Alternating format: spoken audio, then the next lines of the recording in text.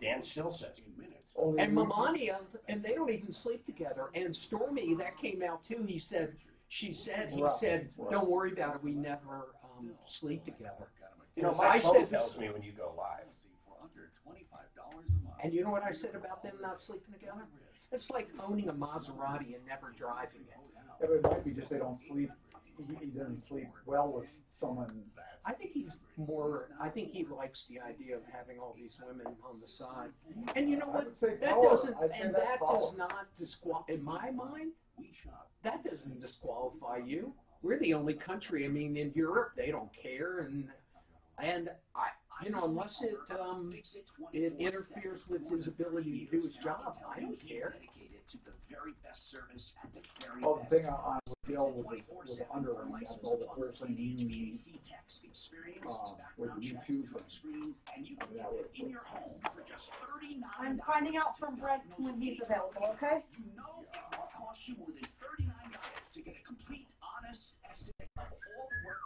So did you find out where Tom went in Florida?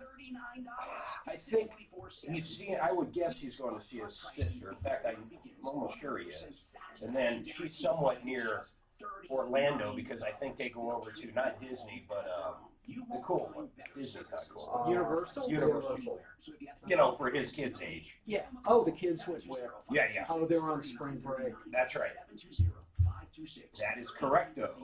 And fixmyhome.com. That's fixmyhome.com. Spearfishing has or will strike your business, wreaking havoc on your employees, brand, and your bottom line. Spearfishing can't be stopped by traditional email security solutions because messages. Do you think Hillary? I thought Hillary. I look back on when she was married to Bill when he first came out. I thought she was pretty good looking. Really? Yeah. I don't know. She's aged badly.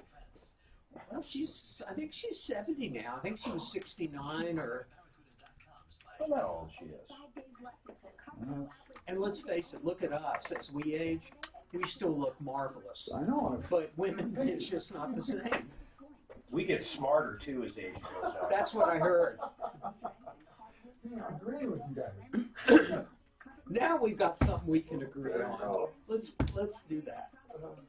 It is weird, though, if you look at newscasters.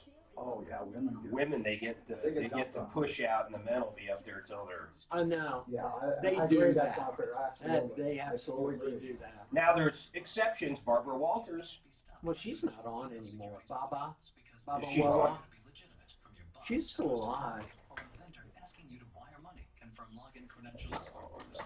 Barracuda Sentinel is artificial intelligence for real-time spear. Oh, I hate pulling all these up. It takes so long. You should be able to just do something, just do it down there and just do a get. No, because I got to bring them up on this screen. If rates go down, they will refinance you free of charge 303-867-7000. Check out the pre-approval cash offer. Already approved. Not pre-qualified, approved. All you need is the appraisal. 303-867-7000. 867-7000. So none of the lines are forwarded? Lender regulated by DORA. NMLS 136756. For terms and conditions, 844-45 ideal. Your shot at $1,000 right now. Luck to 200. Did she say why the lines can't forward? Do you know? No, she didn't say. I'm so used to giving that number out. You know, we say that Bill looks really freaking. Bill looks like he's got AIDS. Don't you think? He lost a lot of. I need somebody. Now, Tom Martino, the Troubleshooter. Help me if you can. I'm feeling down. Welcome to the show, the only show of its kind. We're here to solve problems. Yes, we're also here to answer questions, take your complaints. Guess what? We are here to make your life just a little bit better. We go after the bad guys. In fact, listen to this number. I'm going to say over $200 million in cash, merchandise, exchanges, refunds over the years. Tom's been doing this, oh my God, coming up on 40 years just in Denver. He's in Florida today. And he's out there with his kids. I think they're going to that cool place, not Disney. Disney's kind of like for the younger kids. In fact, my kids liked it when they were younger, but as they got older, they hated Disney. In fact, they dreaded having to go to Disney with my mom and my dad, who live out in Florida, but they'd like going to Universal Studios. I guess they got the Hulk roller coaster and all the cool stuff, but I got to tell you, Disney's kind of overrated if you ask me. But that's just my opinion. Now, we have one little technical issue. It's not a big deal, but we have open lines. 303 Martino is not working right now. I have no idea why. Suzanne, what is it not doing?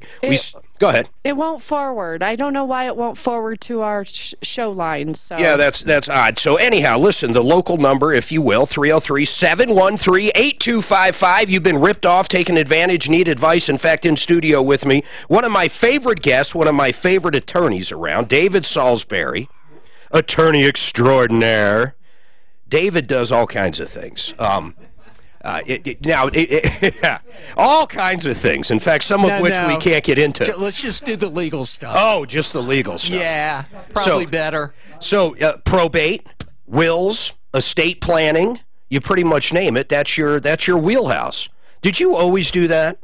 Did you practice any other law? You know, I do things for small businesses and some real estate, and I also do a lot with nonprofits. But pretty much it's always been in the corporate estate planning area. What do you do for nonprofits? I'm curious. Set them up? I set them up. In order to get tax exemption, you actually have to file with the IRS. There are forms and other things that have to be sent to them. Just because you say you're going to be operating as a nonprofit doesn't make you tax exempt. Only the IRS can grant that. So that's what I do, soup the nuts, get them their tax-exempt status, and then they're ready to go. And they're ready to go. But at the end of the year, you don't do the accounting for them. Oh, I don't do any accounting. You would not want me doing that. But literally, in a nonprofit, at the end of the year, I mean, let's face it, a nonprofit can be profitable to the ownership of it or to the members, but the corporation itself at the end of the year has to have zero or less, right? Oh, no, they can retain money in order for their charitable purpose. They just can't, I mean, they can't start distributing it out as like they're shareholders of the company. Got it. But the thing, Mark, real quick. Sure. People don't understand that a nonprofit is a business. Oh, of course. And it has to be run like a business. Money in, money out. You can have a great charitable purpose, but if there's no money to deal with that purpose, then you're bankrupt just like a for-profit business. And generally, though, there is a salary. In other words, people that run it, the accountant that's running the back end of it, the salespeople, if there is such a thing. I mean, these people all make money. I mean, nonprofit is kind of a strange, it's a strange word because most nonprofits are technically for-profit. I mean, the Gates Foundation, I would say, in my eyes, is a true nonprofit. They feed people all over the world. Yeah. Almost every nickel that comes in goes to feed people. It's a great organization. But you know and I know there's nonprofits out there that buy these bubblegum machines. And after they're done giving themselves a salary and paying for the bubblegum, the kids get like 0.00001% of virtually nothing, and the ownership gets a lot of it. Well, Mark, I'll tell you, if someone came in with that, and I've had people who came in where it seemed clear to me all they wanted to do is generate some income for themselves, I won't do it. You won't. I won't do the application to the IRS. I won't do any of it. If I don't think I can get you the tax exemption, I'm going to tell you, and I'm not doing the work, and I'm not charging you. Yeah, that's cool. All right, so on the other side, though, wills, you're helping us out. We met, I'm embarrassed to say this. I'm not as bad as Tom, though. Tom's been taking even longer than I have. Tom's going for the record. I mean, it's so hard, though, when we talk about a trust. So Suzanne and I went in and met with you. My God, it's been over a month now. And we sat down, and we went over everything, and we decided to go the way of a trust, which I have there's no reason not to, but oh, my God, everything's got to be transferred. And we have numerous bank accounts, properties, stuff like that, interest in different companies. And then I started thinking about my parents, and I asked you this. Think about this. If your parents, Dan, listen to me, your mom's still alive. If you're named in her will, does your mom have a trust? Yeah. Okay. So who's the beneficiary of the trust? All 7 kids. Do you have a trust? No. Okay, well, you should have a trust. Do you understand that? I do. Okay, so if you did have a trust, listen, you wouldn't be the beneficiary of your mom's trust. Your trust would be the beneficiary of your mom's trust. Okay. So when I start really digging down to everything, am I correct in saying that? Technically, it should be that way, David. So when you start digging down into that, now what does that mean with my kids when they get a trust, if they have a trust? So should my name be in my parents' trust, my trust and my parents' trust, and their trust and my trust? It's a lot of trust. That's more trust than I have in anybody, I'll tell you that. It's insane. So the legwork to get through it is absolutely crazy. But any questions you have, anything. You've got parents that are getting older. You yourself, like Drew, new married, I bet, or he's not quite married yet. Drew will be getting married soon. I bet he doesn't have a will. And why should he? If you start thinking, well, they bought a house together, they should have a will. There's no doubt. The reason I was saying they shouldn't is they don't have kids, but it doesn't matter. They still have assets. In fact, it might even be more important to have a will when you don't have kids, because if they both croak, who's going to get it? Well, if they're not married, it's going to go to the family. And if the house, for example, is not in joint names, then if one of them dies, they die with their interest in the house, which means if there's no will, it may go to their heirs and their parents and not to who you have bought the house with. Yep. All right, 303-713-8255. Eric, what is going on, sir? Mark, how are you? I'm doing great, Eric. How are you? Not too bad. Listen, I was telling your wife that next month we're taking a small vacation, and my question to you is, should I get rental insurance from Enterprise? So, I heard. So you're renting a car or an RV? What are you renting, a car? No, we're renting a car. We're going to fly down to LAX. I'm taking my daughter to Disneyland. Okay, so are you going to stay in the state? Are you going to stay in California? Yes. Okay, I was going to say, be careful. Some of these rental agreements, you can't leave the state. Therefore, if you did buy the insurance and you were already breaking the agreement by leaving the state, you could have an issue. But honestly, it comes down to this, your tolerance. And what I mean by that is there's a couple things to be nervous with a rental car. Do you already have full coverage on do you have comp and collision on one of your policies on your own vehicle? I sure do. Okay. Through, Progressive. Yeah. So that will cover you on that. But here's where rental cars can get you. David, listen to this. This happens more than you think. You wrecked a car, it's your fault, okay? You have insurance, so let's say, like him, you have Progressive, that will cover the rental car damage because that extends to him. What it doesn't cover is their lack of business they can create on that car since it's wrecked and totaled. So let's say he totals it. Enterprise turns around and says, you know what?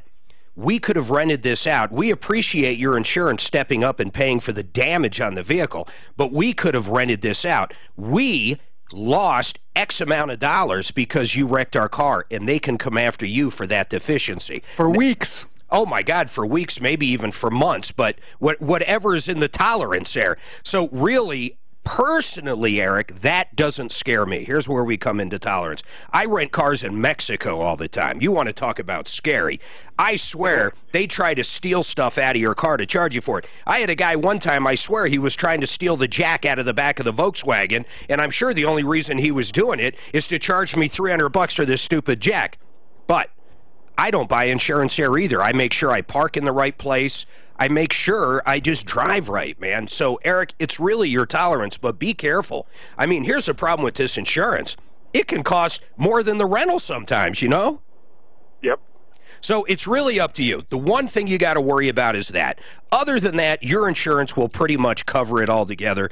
If you want to really dive into what they can do, you can call over and talk to either Brian or Matt at Compass Insurance, even if you're not using them. Well, if you're not using them, you're crazy. You should be using them. But call over there and just say, hey, I just talked to Mark. What do you think? Is there any other thing I can do? But honestly, that's it. Does that answer your question? I guess my last question is, do they just make up their own fees if I were to get their insurance? What do you mean make up their own fees? They'll have them listed on the website like this coverage is this amount. I don't know what you mean by make up their own fees. You're talking about you said like Enterprise, right? Yes. Yeah, I mean, they're going to have just a fee structure you and everybody else is going to pay. If you have AARP or some other things, you might get a discount. I'd shop for a discount. I do appreciate it, Mark. All right, have a good one. What do you do, Dan? Do you rent? Do you actually get the insurance? I haven't rented a car in, 5 years. Okay, well, let's pretend that you rent a car. Are you an insurance buyer?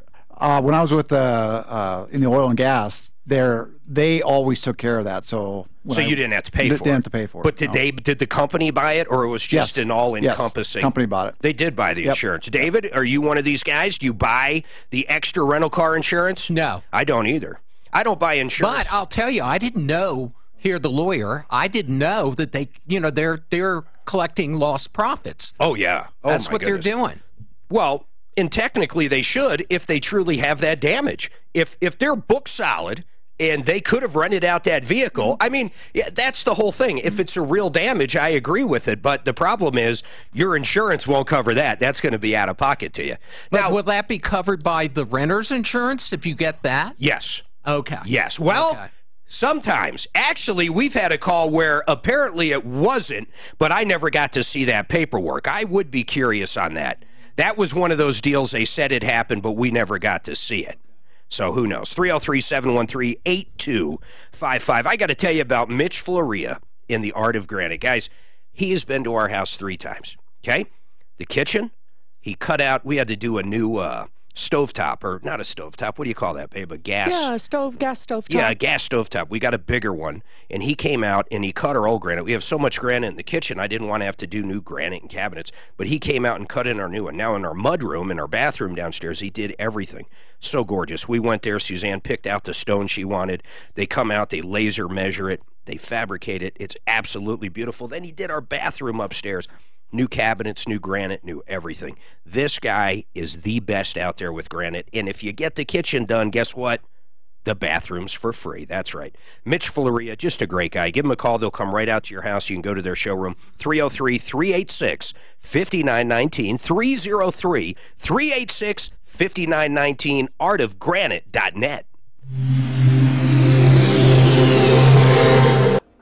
You know what? I love some of our... You're one of them. You know, I'd never say who. There's some referral list members, even though they run great businesses, you know, our personalities just don't interact or whatever. It's like anything else. We have so many people, but some people are so good at what they do. You are so good. Bonnie Shields is so good. Fuller is so good. Lazare is so good. Our attorneys are the top in their fields. And then you go into the construction. Genesis. This guy handles anything thrown at him. Mitch Floria, who comes over here anymore with $300 in their pocket from wherever he's from and creates their own business, gets citizenship the correct way, he's married, kids, builds a business. Truly American dream. I love those kind of stories. I love those kind of people, too. And then Suzanne, she's one of the luckiest. She met me when we were younger, Right. and I was her boss at the grocery store. Yeah. And That I- was when she. and That I was told when her she's going out with her me. eyesight was. She was having trouble, right? I see you stole my pen. I appreciate that. In fact, she was blind at the time. Yes. It's a miracle. I can see. Oh my! What did I do? What have I done to myself? Oh, and I've had kids with him. Oh. I went through her checking line, and back then, double coupons and triple coupons were huge. Early 90s, late 80s, whatever. So I gave her a cigarette coupon, which you never double. Being a manager and just smart, I knew this. But She he told me doubled to it. double it, like I was going to argue with him. So she doubled it, then I got mad at her for doubling it. And then he asked me. Trick, yeah. So now you knew everything was a trick. You got to watch. Are you saying? Did you use that back then? Are you saying you never double? See, David, what I live with? Yeah. So I wonder We are going to Hawaii, so. if you had a rental car. We got our You and trip Dave, so you've already booked it for our 25th. Oh, that's nice. Line 2. That's nice. He must have hung up. No, I just put them on hold. Yeah, I know. I had it call fielded on there. Oh. So I'm saying they must have hung up. So if you had a rental car and you totaled it, I wonder how long they would do that profit thing. You could argue. I mean, they can't do it for that long because how long does it take to buy a new car? Well, exactly, but it's Probably 2-3 weeks, man. Plus, they have time and effort in having to turn that inventory. almost every credit card will cover you for your insurance, so you can do it and everything. Not for that. No, I realize that. I'm wondering if you can pick up some third party like that just for that, encompass that. Is that? Well, I wonder, how about this? If it was your fault, you created the accident, I wonder if your umbrella would cover you. If you had an umbrella. I wonder if just an all-encompassing liability umbrella would cover you. I would think the answer would be yeah. Oh, yeah. Can you get Compass on for me when you get a minute? I just want to ask them about this rental car insurance. But they're not going to kick in until way down the road. You're talking about that, right? If they, What do you mean? well, it's not going to cover you for weeks of non-profit from the. Is that what you're thinking? Yeah, because that's your liability. Why wouldn't it? If Because you it's have going an to go umbrella. up. Because it's going to go above, umbrella takes over after your car insurance. Yeah, but if they won't pay, then it's not. He's right, though, because there is a limit. We'll ask. I want to ask off the Sill now. But if you have your, that's so weird thinking of it that way. Because your liability umbrella covers you like in your house, so Dan. I mean, it also covers the liability aspect. But it's after if your kid punches a neighbor or something. But it's after your a slip and fall in your house. You're right, because you have to have, I think I had to have 500,000 on my cars before to even just qualify for the umbrella. And I'll tell you what's weird about mine. My automotive is all through Progressive, like that guy's, and my umbrella's through Liberty Mutual. Well, it's because my kid got into some car accidents. Progressive didn't want to do the umbrella.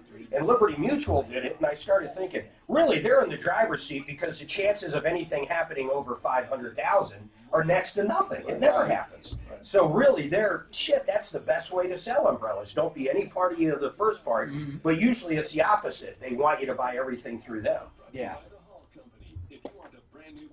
Yeah, I've got $1 million worth of umbrella. Yeah. I figure that's all I need. Because I've got malpractice, I've got car insurance, and I'm not worried about it.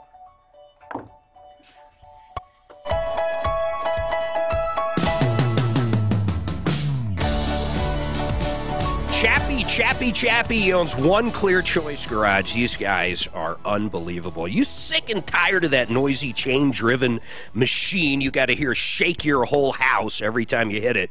I'm getting there pretty quick. Our old house, right before we moved, we didn't know we'd be selling. I had One Clear Choice Garage doors come out and do both of them.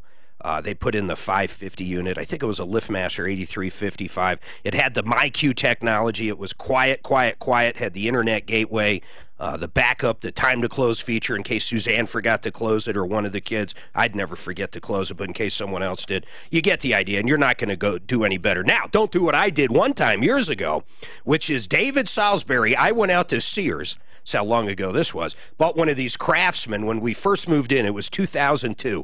I was too cheap to pay U.S. Homes to put a garage door opener in, so I ran out and bought one.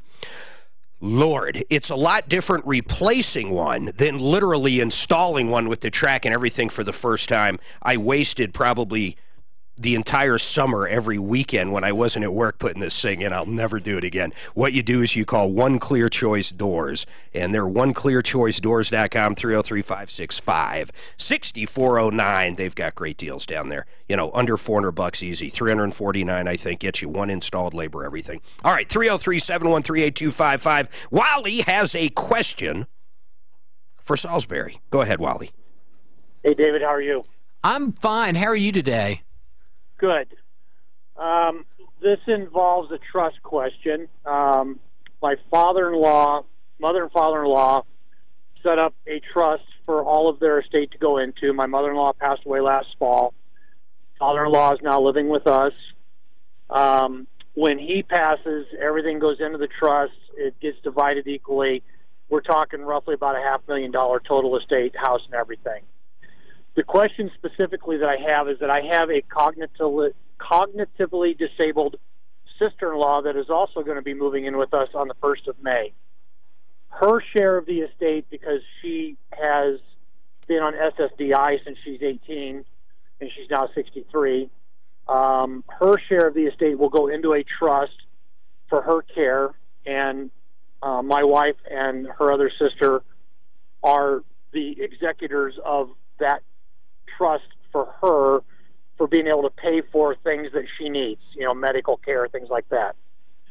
The one thing when we set up all this that nobody asked a question of is, if my sister-in-law passes away before we do and there's still money left in that trust, what happens to that? Because she obviously can't dictate who she wants that money to go to, so should that be something that my father-in-law dictates before he passes away? Yes. Because I don't want it going to the state. No. It's his estate planning documents, so he's the one who should determine that. And just for everybody's understanding, when you have somebody who's on government benefits, if they get money from an estate, those benefits will go away. So what it sounds like your father-in-law did correctly is set up what's called either a supplemental needs trust or a special needs trust, where the money goes in there. It can be used to pay for things that the government will not pay for. Like what? Such as dental. Got it. Yeah, Medicare, Medicaid, they don't pay for dental. So it shouldn't affect her SSDI. So it won't affect, because she doesn't have access to it. She's not the trustee. She can't dictate anything. How about if it's an awful lot of money? Let's say it's a $500,000 just to her. Well, I mean, you know, if what you wanted, if you're fine with all that money being used by her and her losing her eligibility for government benefits, then fine. But to answer your question, I've kind of gone off a little bit, but to answer your question, he should change the trust if he can, and make provision that it goes to the kids, his siblings or her siblings, after she dies. Then it'll never affect that SSDI. And it'll never affect that SSDI. Okay. Does that answer the question? I think so. So we should just get back in touch with the estate attorney. I was kind of surprised that and maybe he did set it up that way, and I just don't know it. He might not have known. But I don't think that there was a special needs trust set up for Joellen, because that she is a 63-year-old with a 7-year-old capacity, and so she can't do anything to dictate anything about that money. And well, Wally, just make sure it's set up properly, like David's saying, and then move on. And if it's not, and you can't get in touch with the guy that set it up, call David. Okay. All right, thank you. 303-713-8255. A lot of people don't realize that. You leave enough money to someone that's on SSDI. If you don't do it the right way, well, even if you do it the right way, if it's enough, the SSDI goes away. Yeah, I mean, if they just set it up, I mean, she would have to have a trust, because she can't handle it herself. But if they just did a regular trust where someone was in charge, but she got the income used for her on a regular basis, and if they needed to take money out for any reason they could, then you probably have an issue as far as eligibility continuing. All right, 303-713-8255, 303-713-8255. Sam, what's going on? Hey, Mark, I know it's going to get you fired up, but I got a problem with a contractor. What is it? It never ends. I know. Put a deposit down on some roof repair from the hailstorm last year in September, and nothing was ever done. How much should you put down? $7,000. You know, here's what I don't understand, Sam. It's obvious you listened to the show. You knew I'd be upset over this. Why the hell did you put down $7,000? Why? Who is it? Mark, is it a friend, or who is it? No, I do have a little interesting story for you. Okay, go ahead. Give me interest. I have used the referral list, and I used it this time as well. Yeah. I called RoofWorks. Yeah. And they sent out their salesman. Yeah. And on his second or third visit here, he said, I also represent this other company, and I think I can get you a better deal through them. So this was, wait a minute, so you went to the referral list, you called RoofWorks. Suzanne, they're still on, right? I'm almost sure they are. We'll check. Who's that? Yeah, RoofWorks, they're on. Oh, yeah. I never get complaints on them, but you're saying the person that came out that was representing RoofWorks on our referral list said, I also represent another company that I assume is not on the referral list, and you went with them? Correct. Well, okay, so they either got a rogue employee over at RoofWorks, or they're in cahoots with this other company for whatever reason. I mean, I can't imagine that, but I'd like to get to the bottom of it. And Deputy Daff, if you're listening, I want to get to the bottom of this. If they literally have a rogue employee, they need to know about it. But let's continue on with you, Sam. So what was the other company called? Preferred Companies. Preferred Companies. That sounds like some kind of pyramid scheme if I ever heard of one. Preferred Companies. What else do they do besides roofing? I think they do. To this Lance guy or this Preferred Company. I have... Hold on a second. Hold on. I want you to get that ready. I want that guy's phone number. Deputy Dan, do me a favor over break. Go in there. And Deputy Daff, if you're listening, come up, because I want to handle this on two fronts. One, RoofWorks. Is it a rogue employee, or do they have something to do with this preferred companies? I don't know, but if they do have something to do with it, we've got a major problem. And we'll get to the bottom of it, and we'll solve it if it has anything to do with RoofWorks. Now, if they have a rogue employee that's getting paid more, they need to fire this guy's ass if he hasn't been fired already. Deputy Dan, what I want you to do is call these people, preferred companies. I guess the owner's name is Lance. I got him on hold there. And see what Lance has to say. I'm hoping there's another side to this story. But we're going back to September. We're talking $7,000 and nothing done. I can't imagine what the other side of the story would be. And I'm sick and tired of these contractors. They're just all scum, quite frankly. There's good ones out there, don't get me wrong. But anybody that takes $7,000 and does nothing, I can't think of anything good about them. Nothing. The Contractors Trust Act, folks, listen to me. Contractors that take money and run, we're starting to come after you, and we'll update you on a few of the sleazeballs we've had to deal with. Now, let me calm down for a second. Centeno Schultz, these guys have something coming up on the 11th of April. Tom's going to be out there. I'm going to be out there. It's stem cells, and these are the only guys that you talk about people that are good and bad. It's so funny. It's like the wild, wild west in the stem cell institutes out there. You realize every chiropractor and their mother and their neighbor are doing them. Let me tell you, it's all Hong Kong phooey. None of it's real except for Centeno Schultz. They actually harvest it from your own body, your own bone marrow. They have a very expensive lab that they go take that harvested stem cell and they basically make it supersonic or whatever they do with it back there in the lab. Then they inject it with guided needles where you have pain. Maybe it's your knee, your shoulder. It can be anywhere on your body, but it's the real deal. It's real stem cells.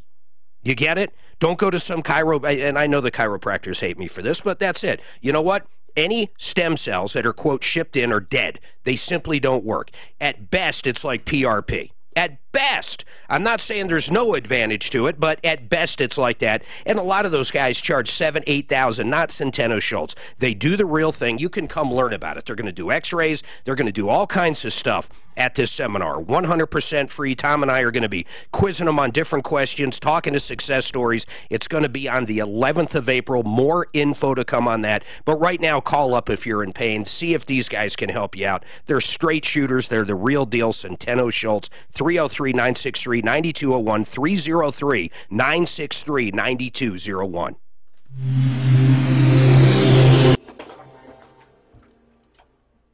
Boy, didn't this guy think there was something screwy? The salesman for that company recommends another company.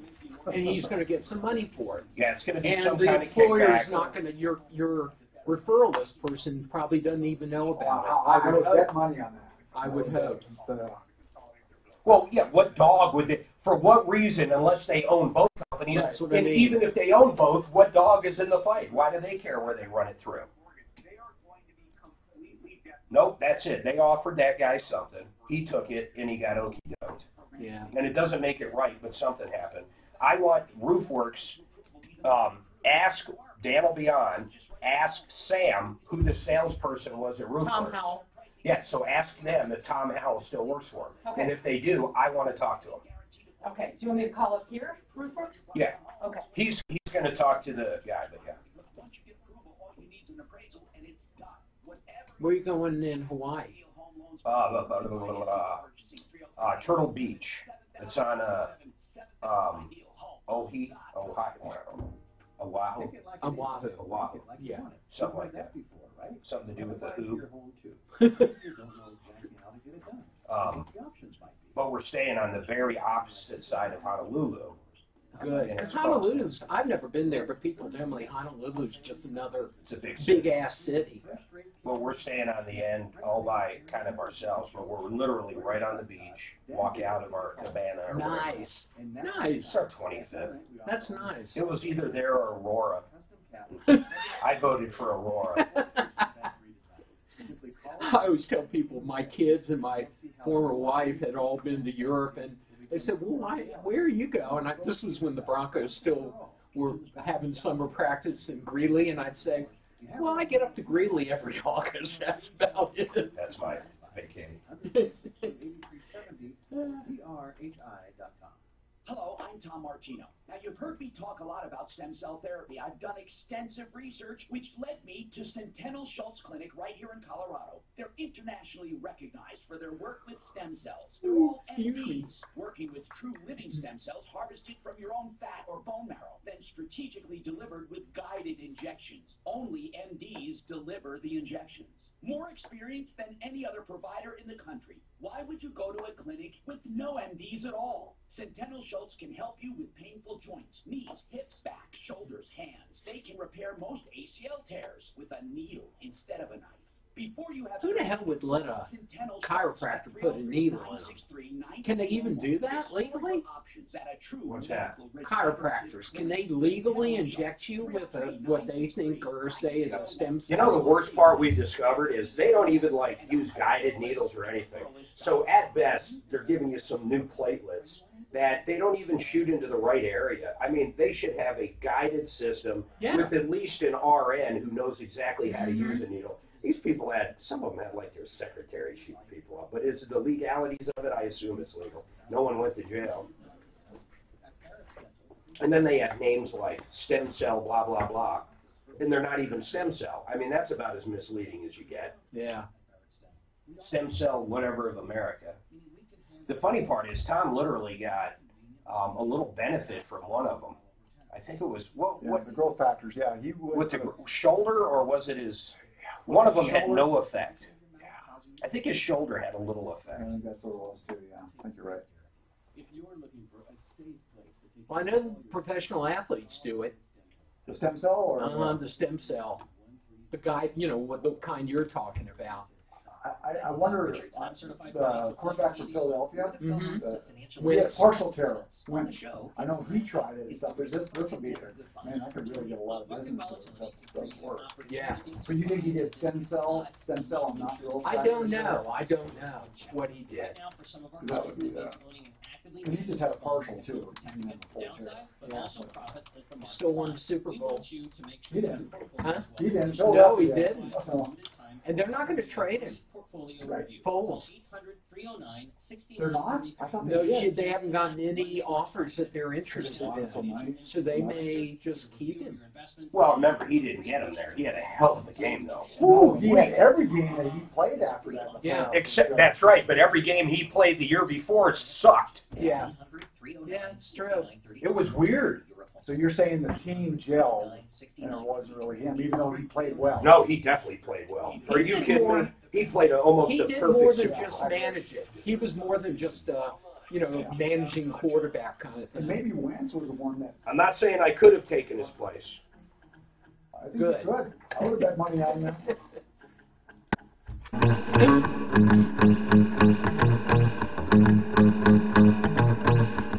All right, 303-713-8255. One line open, 303-713-8255. We have the wheels turning here. We had to call Sam, and I've got a few more questions for Sam, but Sam called up right before the break, said, I hired someone off the referral list, RoofWorks, and Sam, what was the guy's name? I got it off air. I already forgot. Not the owner of Preferred Companies, but who was the sales guy that apparently worked for RoofWorks? His name is Tom Hool. Yeah, so I have Daphne reaching out to RoofWorks to see if he's still employed there. Meantime, you gave $7,000 to this other company, Preferred Companies. Did you give that check? Was it made out to Preferred Companies? Yes, it was, Mark. Now, I got to ask you something. Something had to lead you into this weird thing. If I call one company and someone shows up and says, hey, I also represent this other company, there had to be something in it for you, because just looking at it at face value, it's weird. You knew that. So what were they offering you? Less money? A little kickback? What was the deal? Why did they even bring it up?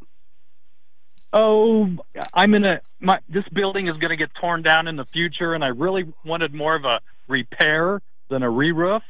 And there's issues with. So were you going to take the full amount of the claim for and there's nothing, well, generally speaking, there's nothing wrong with this, but you were going to take the full amount of the claim and then just repair it, not actually redo it? That's one direction I was looking at, yeah, because it's what, the ACV policy or something where they didn't pay to... You had actual cash value, I understand. And you shouldn't have everybody out there should check on an actual cash value. So many people have a 15 to 18-year-old roof, and the bottom line is what they're going to get from an insurance claim is next to nothing anymore. But Sam, listen, I just want to update everybody. I'm going to find out if this guy, this clown that switched over is still working for one or both companies. We're going to try to track down your $7,000. And then, Deputy Dan, did you reach out to Lance? Or I had to leave a message. Does it say Lance Preferred Companies? No, but it just says leave a message. Wait a minute. So, do you have what phone number did you give us, Sam? Is it just the guy's cell phone, or do they have a real company name? They've got a website and everything, Mark. That's how I found them. Okay. I mean, I'll try them again next break. All right. And there is 2 phone numbers for him, Mark. What is the other one? Oh, I'll get the other one. All right, hold on a second. I don't want to rip them up yet because I don't know. Oh, God, it's been September. I try to sit back. Anytime I think, okay, I'm going to try to come up with a reason why something happened. It was like Jim Weiss. At some point, you just want to go, no one can be evil to the core, but the guy had that last car for 6 years. I don't care if he had 7 heart attacks, a stroke, got cancer 7 times, had his leg removed. It's still no excuse for 6 years, no matter how you look at it. It's crazy. Even September, we've got to get in touch with this guy, Lance. If they got $7,000 of Sam's money, let's get his information, get the multiple numbers. Daphne's on it. We'll update everybody next hour. Free the line up before my head splits. 303-713-8255. Brian Burns with Compass Insurance. Brian, I've got a question for you. Yeah. We had a guy call. He's going on vacation. They're going to fly into California. He's going to rent a car. They're going to drive around. They're going to stay within the state of California. But he says, do I buy the extra renter's insurance that Enterprise charges for? And I said, well, I look at that a couple ways. One, if you already have coverage, comp and collision on your car, and let's say your deductible's $500, $1,000, whatever it is, you will be covered under that. In most circumstances, you will be covered through that policy. If you use certain credit cards, you could be covered. But the one problem we've had in the past is someone totals the rental car. They have insurance through their own insurance company to cover it, but they go after lost use. In other words, it takes them 2 or 3 weeks where they could have been renting that car. When you buy the extra policy through Enterprise or someone else, generally speaking, Brian, would that cover loss of use? Yeah, basically, whenever you buy their insurance, there is no deductible associated with it either. It's a loss damage waiver. It's not even called insurance. It is a form of it, obviously. But what happens is something happens to the car, you hand them the keys, and you walk away. You're done. But with that convenience, it comes an expense. It's generally double. Expensive.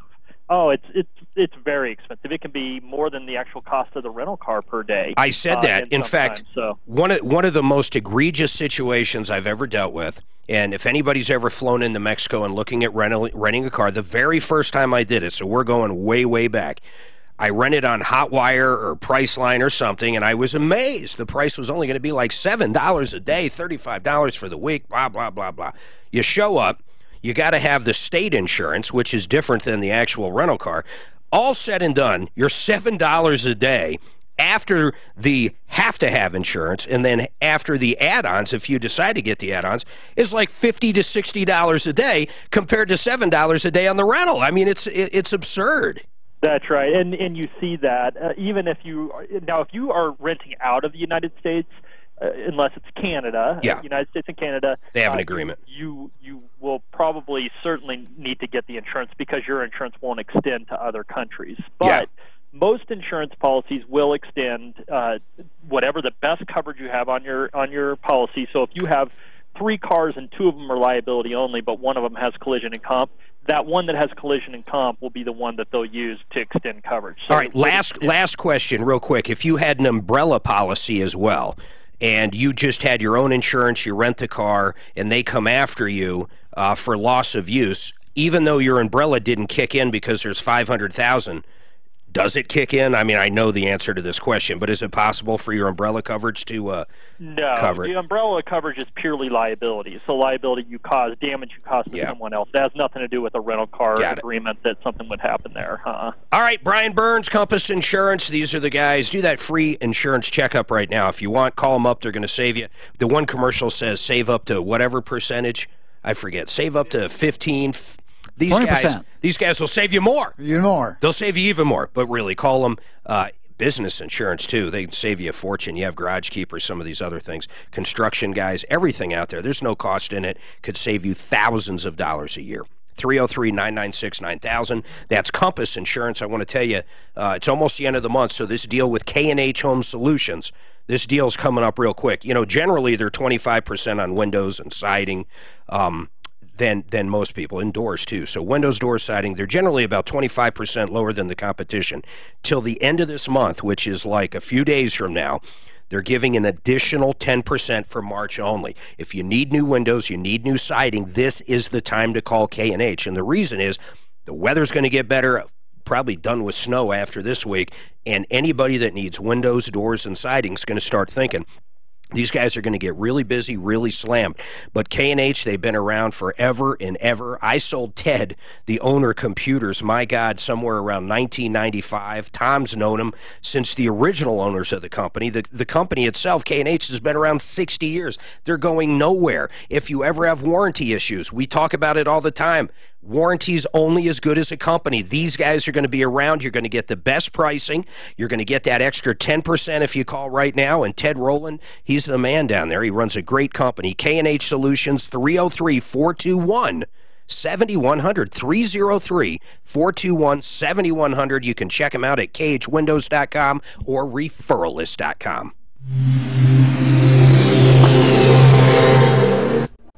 Okay, so Ted Thomas is the head, him and Bart are the head guys at Roofers. Ted is out of town for the week. Bart was on call, and I said to the gal, I said, I need to talk to whoever's in charge of your office right now. She kept asking me who the employee was, and I go, no, I'm not giving you any information. I said, I want to speak to a manager now. So she finally got a hold of Viola. Viola said, I explained it to her, and she said, what? And I said, this looks bad on you, and this looks bad on us. I said, you know, is the guy still there? The guy is still with the company. She has no idea what they're talking about. She said, I am going to get a hold of Bart right now. He is out on a call. She said, I am going to get a hold of Ted, even though he's out of town. We're going to meet you. She goes, and I am going to call you back and tell you. I said, okay, I'm going to circle back around with Mark because I don't know what else you want from her. But I said, I want to know where the guy's $7 grand is. I want them to talk to, what's the employee's name? Tom. They talk to Tom Howell. Where the fuck is that money? Yeah. That's the main goal right now is get the money back. I said there's 7,000 missing and $7 grand. Yeah. Since September. Yeah. I've got that right here. I'm betting he won't be employed next week. Well, and the other thing I said to her, because this Misty that answered the phone kept saying, what employee, I said, I'm not talking to you. And then I said to Viola, I said, she kept asking me what employee. I said, I don't know if she's in cahoots with him. I don't know what employees of yours are part of this. I said, so in fact, before I even talked to her, I said, what is your title? Who are you and what is your title? And she said, I'm the senior account manager. And she said, I am in charge when Ted Thomas is out of town. I said, okay, then I'll talk to you. So, is Mike's mom doing work also on the new site? Not yet, but she will be. Okay, because I feel like I am going in, I'm doing all this work, and then things are being changed. You'll both know exactly where you're starting and finishing. Okay, so she's not doing anything right now. I'm going to call Mikey because I am going in and I'm updating these things, and some of them aren't holding. I don't know. You better ask them that. Yeah. So they might be in Texas. They might have come back Sunday. I don't remember. Okay. But yes, call them. Anything like that. It's frustrating. We paid off credit cards and with great fixed rates with absolutely no closing costs. None. Your house is your bank. So make a cash call now at 855-875-CASH. That's 855-875-CASH. First mortgages, Impact Mortgage Corp, DBA Cash Call Mortgage, One City Boulevard, Orange, California, 92868, NMLS 128231. Equal housing lender, not licensed in all states, including New York. Call 855-657-9910 for licensing terms and restrictions. Can you see if you could get Eric Reinemir on? I want to ask him a question about writing off complete vehicles this year.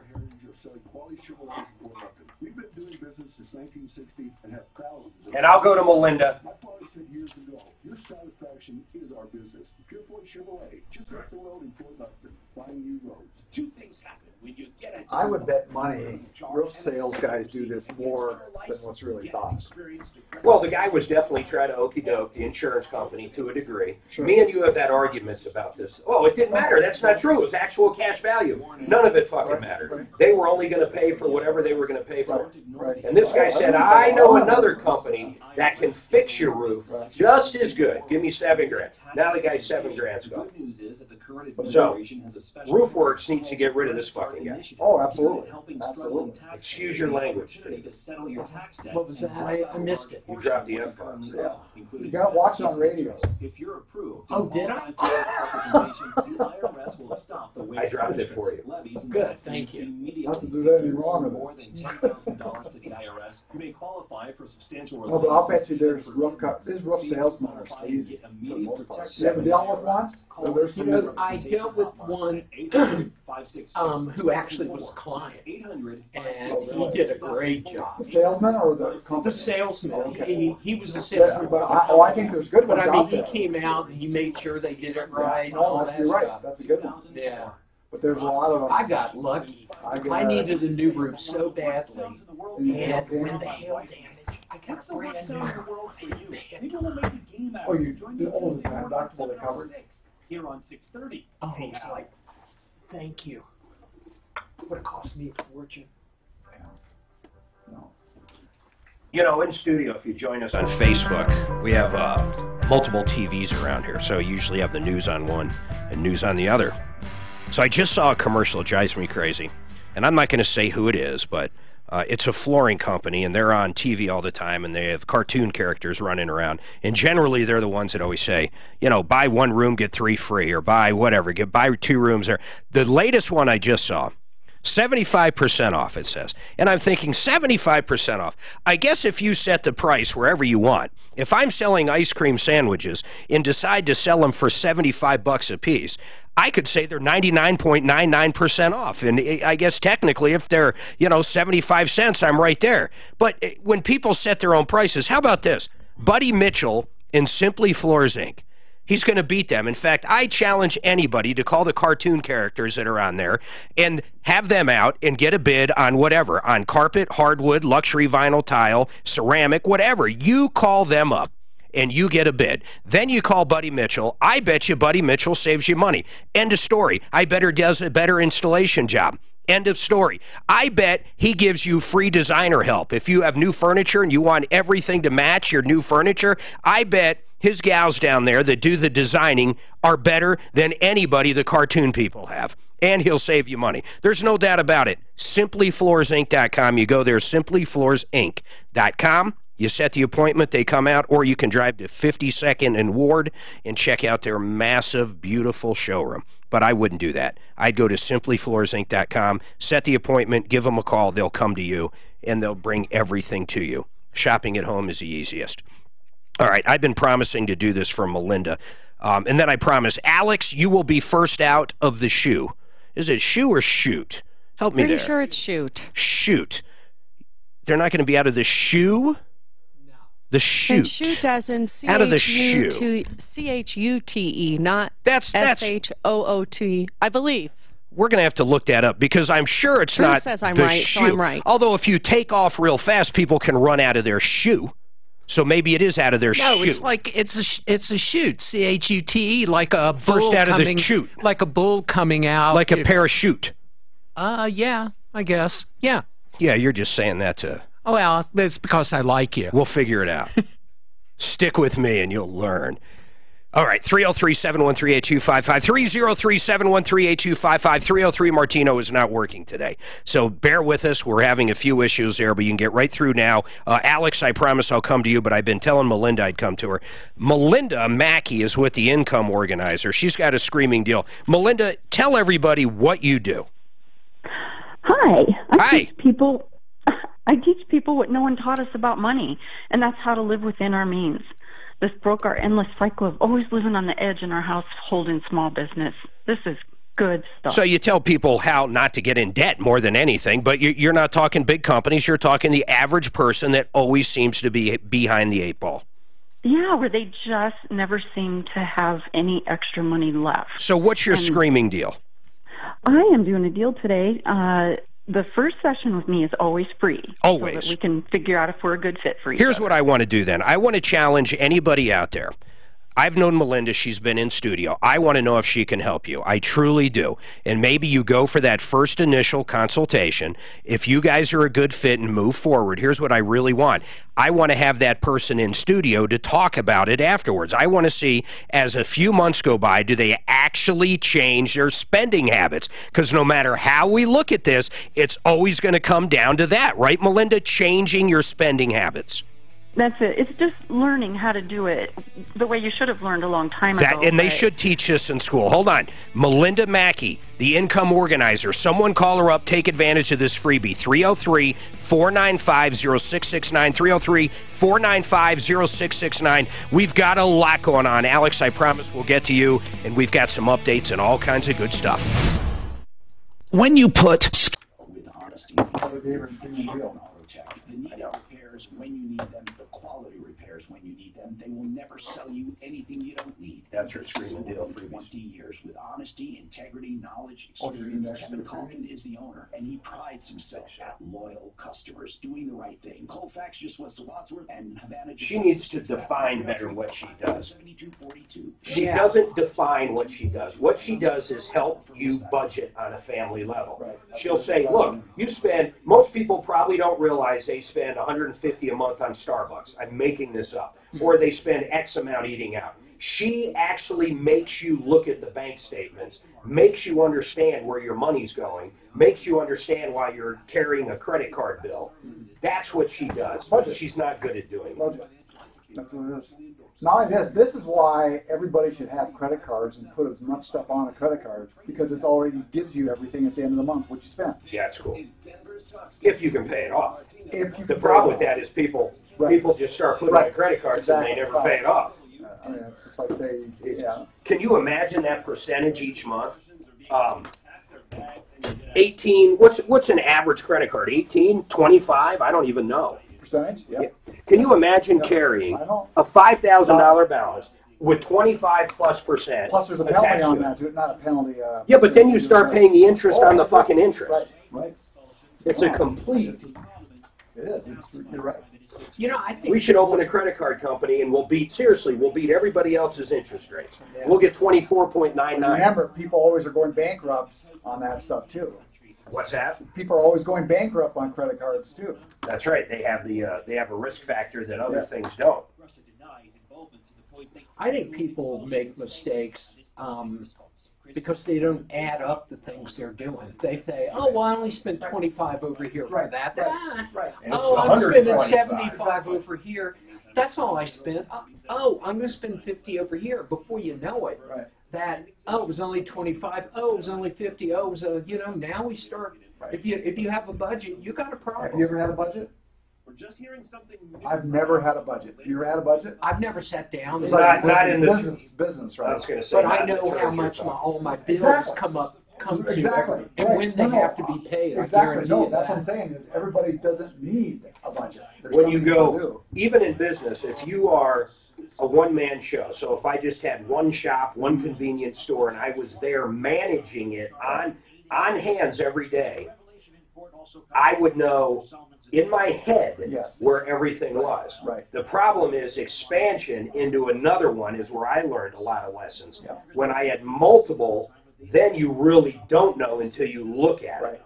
But that's in business. Or something happens to you. You're disabled, or you're out of the picture for a while, and you can't maybe communicate it, or you can't remember But it. if you have a budget in business, that way your employee can look at it, your other manager can look at it and say, okay, this is how much we're supposed to do. But, Yeah. well, like I say, you haven't, I would say the vast majority of people haven't done budgets. I've never done that. And they don't need to. Yeah. But you gotta have, you gotta know, like you say, where everything is going and stuff. And I spend a lot of money on, really, when I say entertainment, I mean meals Party and stuff.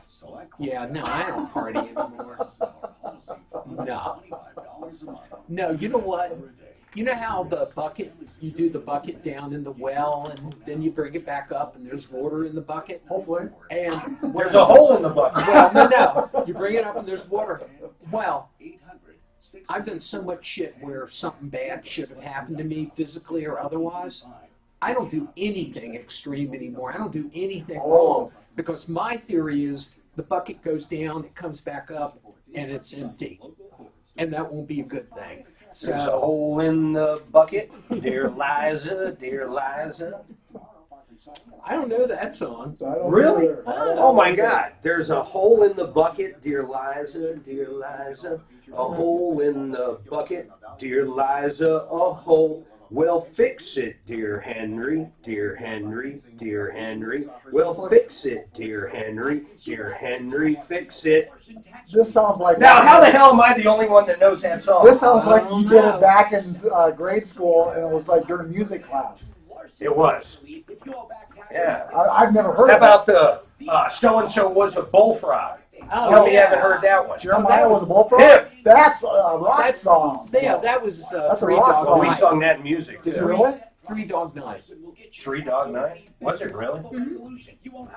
How about do you ever think when you eat Chinese, it ain't pork or chicken, but a fat Siamese? Do you know It's a classic by Weird Al. Yeah, I can see that. during the Who is Olympics? she talking to? During the Olympics, they were saying within blocks of the Olympic Village, there were places you could go get dog meat. What? Yeah. And they have Who's she talking farms, to? dog farms throughout the country. They tried to, the South Korean government tried to get them to stop doing it during the Olympics. No. And a lot of them said, See, that's when you know they're just big-time cultural differences between different countries. And, apparently it's a type of dog, though, that they raise for it. Raised for what? Yeah. Dog meat in Korea. It's It's these part of dog their farms, regular diet. It's not like Hot dogs. Art but you know Beagle. what happens when you get a really would make a bad, great hot dog. if you get bronchitis, you don't do that normal. You go. Our Beagle was walking around with a deer leg, fresh off of a deer, Holy Sunday night. I'm looking out in the pasture. Beagle? Hey, Michael Brown here. You think he had a hunter? Oh. App is the easy to use app for both Which one, Lance? video. And what did he say? Anyhow, anywhere. We'll do it on air. You suffer from FOMO, F-O-M-O, fear of missing out. So here he is out in the middle, and then the Doberman grabs it, and it's so far away, I'm thinking it's a... Ranch or... You get K-How and Go ahead. radio stations from across the They think it's a big, I think it's a big stick or tree, because we have this time of They year. didn't break it off, did they? It was already. I don't know. So Suzanne sees what it is. It's got the hoof, the whole thing. And they're walking around just chewing on it. Literally, raw. It's like good muscle, good meat, probably killed within the last 24 hours. So I'm thinking, oh shit, I'm going to have to walk the entire property, 6 acres, find the whole deer, then what? The next morning, everything was gone. Thank God. Welcome to the show, the only show of its kind. Guess what? We solve problems, we answer questions, we take complaints, we go after the bad guys, we get directly involved. We want to help you. We want to make your life better to the tune. Are you ready for this? Tom started this almost 40 years ago. I started thinking, we've been saying 38 so long, I know it's been 2 more years. I'm going to have to actually do the math when he was on KOA way back when, but I'm sure it was like 1924. I'm kidding. But it was a while back. I think it was about 40 years ago. And to the tune of $200 million, cash, merchandise, exchanges, refunds directly due to this show. Here's how it works. If you're new to the show, stay tuned. You're going to see how it works. People get ripped off. We try to track down the bad guy. We put a big spotlight on them, and they run like little cockroaches, and we continue to follow them as far as we can. Now, there's certain times we can't do anything because they're deadbeats, and they have no money. We can help people get the judgment. We can help people try to collect, but there's certain times, that's it. If there's no money, what is it, blood out of a turnip? You can't do it. No matter what you do, sometimes the money's not there. Other times, like last hour, we had a call. Someone called up and said, hey, I hired a roofer. I called one company, and that one company happened to be on our referral list, RoofWorks. And RoofWorks was going out to give him a quote. Apparently, the salesperson that, my understanding now, still works for RoofWorks, his name was Tom something, told them, oh, don't use RoofWorks. You should use Preferred Companies, which is an entirely different roofer. Then my understanding is the caller gives him $7,000 back in September, and guess what? No roof, no money back, no nothing. Dan, you tried to reach out to him. You left a message. Left message, yep. Suzanne, you talked to him over the break. Is this correct? I did. That's now, right. Lance, the owner? Yeah. And what does Lance, the owner, have to say? Okay, I'm not going to get these insurance terms right, Mark, but this is what he's saying Actual happened. cash value. He is going to get me all the info more detailed. But basically, this is how I understood it. Sam's original claim was for $7,000, got $7,000 from the insurance or something. He comes out there, gets with the adjuster, and is able to get Sam more like $30,000. So they were waiting for the adjuster and Sam to get back on the extra money before they started the job. And apparently Sam never got with them. Sam was holding on to the money, and that kind of, he admitted, he's like, you know, that kind of pissed us off that he's sitting there holding on to the money and not getting with us. Wait. But I want to get out there. I want to make it right. He just needs to get me all the Hold info. on. Let me ask you something. Does he acknowledge he's had $7,000 since September, or no? He does, and Sam's on 4 if you want to ask him about it. Sam, okay, so there's a little more to this, which is fine. I kind of like discovering this stuff up front. But $7,000, then they came out and they have a total claim in for 30. Right. My initial claim was like 11 from the insurance, and they did give me another 18. What do you want done right now, Sam? I don't want him doing it. Okay, so you just want the $7,000 back. Right. Okay, well, to me, this is easy. Do you have a contract with these guys? Yeah. So, Mark, doesn't Sam have some sort of responsibility here for not communicating after he got the rest of the money?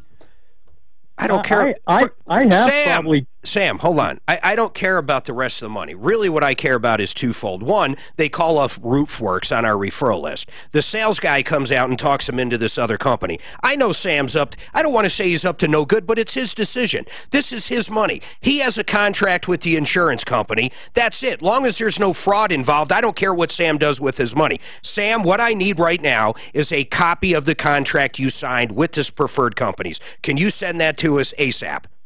Yeah, I'm sending it to Daphne now. Hold tight. I want to look at it. I want to see if there's 3 things that have to be in that contract in order for it to be a valid roofing contract in the state of Colorado. We'll discuss those after I look at it. And if he changed the price, then we have a different issue too, because you can't do that. In fact, we might want to get Jay Bretz up with Excel Roofing. And I still want to get to the bottom of why, when people call the referral list, and they call RoofWorks, which is a great company, these guys, they're salesmen. Do we have a comment from them yet? Why their salesman is telling them to use another company? Daph's working on that now. That's a big problem. I feel bad for them. I don't think that sales guy still works for RoofWorks, Mark. You think he's gone? I think he works for Preferred now, but I don't know for sure. Something's really wrong. I hope so. Squirrely. I'd be very upset. I had a deal one time. I had an employee at one of the stores I wasn't at. It was at my Littleton facility. And I had a technician on the weekends. I'd let my techs on Sundays, we were closed, well, most locations. I'd let my techs work on their own cars. I mean, I had no problem with that. It's not like most people have a lift at home and air compressors and alignment machines and everything else. So I had no problem with that. I found out one guy was spinning brake jobs out of there for like $99. You know, he was paying for the pads. It's not like he was using, well, at least not that I know of. And now I'm starting to think, man, he really did get me, that little sucker. But anyhow, what I'm saying is it happens all the time, but it doesn't make it right. 303-713-8255. Scott wants an update on the teen sexting. No, Scott is the dad. See, I think you should go back to Alex first, and then he's the dad of the teen who was sexting. Yeah, and I want to go back and tell everybody what was going on there. So we're going to recap that. Very interesting. In fact, Deputy Dan, and I kid you not, Deputy Dan this morning made a comment. Hey, you really did. I don't mind bringing it up. You thought if people go to sleazbrigade.com, you can see the worst of the worst. In fact, we say people and companies to avoid. These are people that outright rip people off. But I got to say this. You said this morning, and you weren't kidding, if everything was true, everything you heard about this, that you thought maybe that police officer should be on the Sleaze Brigade. Absolutely. Yeah, and he's not kidding. So when you hear this update, and we'll do that after the first break, but this was a kid, I think he's 15 or 16. David, he's been in juvie a couple times now for sexting, and basically it looked like the cops are out to get him. I wasn't buying into it. I thought, I don't know. This kid probably was digging his own hole. He's gotten in trouble a few different times. I don't think the cops are out to get him, but this update is mind-blowing. Meantime, Alex, what's going on with this Ford Focus? Well, I've had it in the shop. I've had it for just less than a year. I've had it for about a week less than a year now. I bought it brand new. It had 71 miles on it when I drove it off the lot. Yep. Right out of the gate, I thought I had noticed stuff that was kind of weird, and I know that they had problematic transmissions. I was told that they were, updated and changed, which they weren't. So what problems were you experiencing? So I've had something, I don't know what to call it. It's a really hard shift. The transmission's really funky. It's a manual transmission. But you could still drive it, right? I can still drive it. Okay. So I've had it into the shop 8 times, 7 of which were for this problem. One was for an oil leak that they fixed after 2 attempts. And I have had it in 6 of the times. I think I've gotten something back. They've said maybe we found something, and they've fixed something. I've had 2 clutches now, a transmission control module, and then they've reprogrammed it a couple times. And boy, you could start. They said they couldn't find anything. How many days was it in the shop? Cool. Consecutively. Time it's been consecutively. The last time it was in was 2 weeks ago, and I mean it was in from Tuesday to Monday, so 6 days. Was the average time it was in like a full week like that, or close to? What was the anywhere between like 2 to 4 days, I would say, was probably about the average. And it was always to do with the transmission? Well, you said, is this an automatic or a standard? You said they did the clutch twice. Well, so it's a manual transmission. It's called a manual with power shift. It's got motors mounted to the side of the transmission that run the clutch and shift the gears. Huh. It's really, really weird. That is kind of weird. They've had problems with them. I want to do this. Hold on. I want to get either Mark, Suzanne, get either Machowski or Vic on for me, one of our transmission guys. I want to ask him about this. 303-713-8255. I think he's going towards the Lemon Law. It sounds like he possibly could have a case to file for it. It's been in there numerous different times, all within the first year. The problem's going to come down to this: reasonable number of attempts. David, you're an attorney. If you look at a contract that says reasonable number of attempts, it doesn't say 3, doesn't say 1, it doesn't say 50, and of course every circumstance is different. What do you look at that and say? I got to tell you, that seems excessive to me. Me too. I mean, you got a brand new car. 7 times. 6 or 7 times? Yeah. I agree with you. Nah. But isn't it weird how they wrote that? That's actually what it says. It says reasonable. Yeah, you know what? Throughout of the law, all kinds of things, they use that term reasonable. Yep. And as I tell clients, I can't tell you here's what with it means. certainty what the heck reasonable means. You're right, but here's what it truly means. It means if you were in front of a jury or your peers, and all your peers thought 5 times was reasonable, but 6 wasn't, it would be what they thought in that actual circumstance would be really the definition of reasonable. Yeah, what would one person... What would a reasonable person say was a fair amount of times you had to return it, and I got to think seven's a deal. Yeah, it's outside the reasonable standard. I do want to ask Mark about that, though. 303-713-8255. You know, while we're talking about cars real quick, I got to say one of the best places, if you're looking for a used car, is Rocky's Autos. These guys have been around forever and a day in Colorado. It's family-owned and family-founded, and they're just great people. You get a Carfax with every car. They're not going to steer you wrong. They got the product, the price, and the process down pat. There's no pressure down there. They give you great trade-in values. You get good pricing. 40 lenders to choose from. You know why that's important. If you have bad credit, they're going to find the best lender to fit your needs. If you got great credit, they're going to get you a rate that's as good as anything out there, any credit union out there. If you have an older vehicle and it's time to upgrade, maybe you got a kid on the way, need to get into a minivan, maybe you want a 4x4, maybe you want to travel to mountains in a sports car, they've got it all down there at Rocky's. Their new website is unbelievable, too. Now they have pricing on their website, up-to-date inventory. You can go to 63rd and Federal, Monday through Friday from 9 a.m. to 7 p.m., Saturday 9 a.m. to 6 p.m., or check them out at Rocky'sAutos.com, Rocky'sAutos.com, or you can always find them on the referralist.com.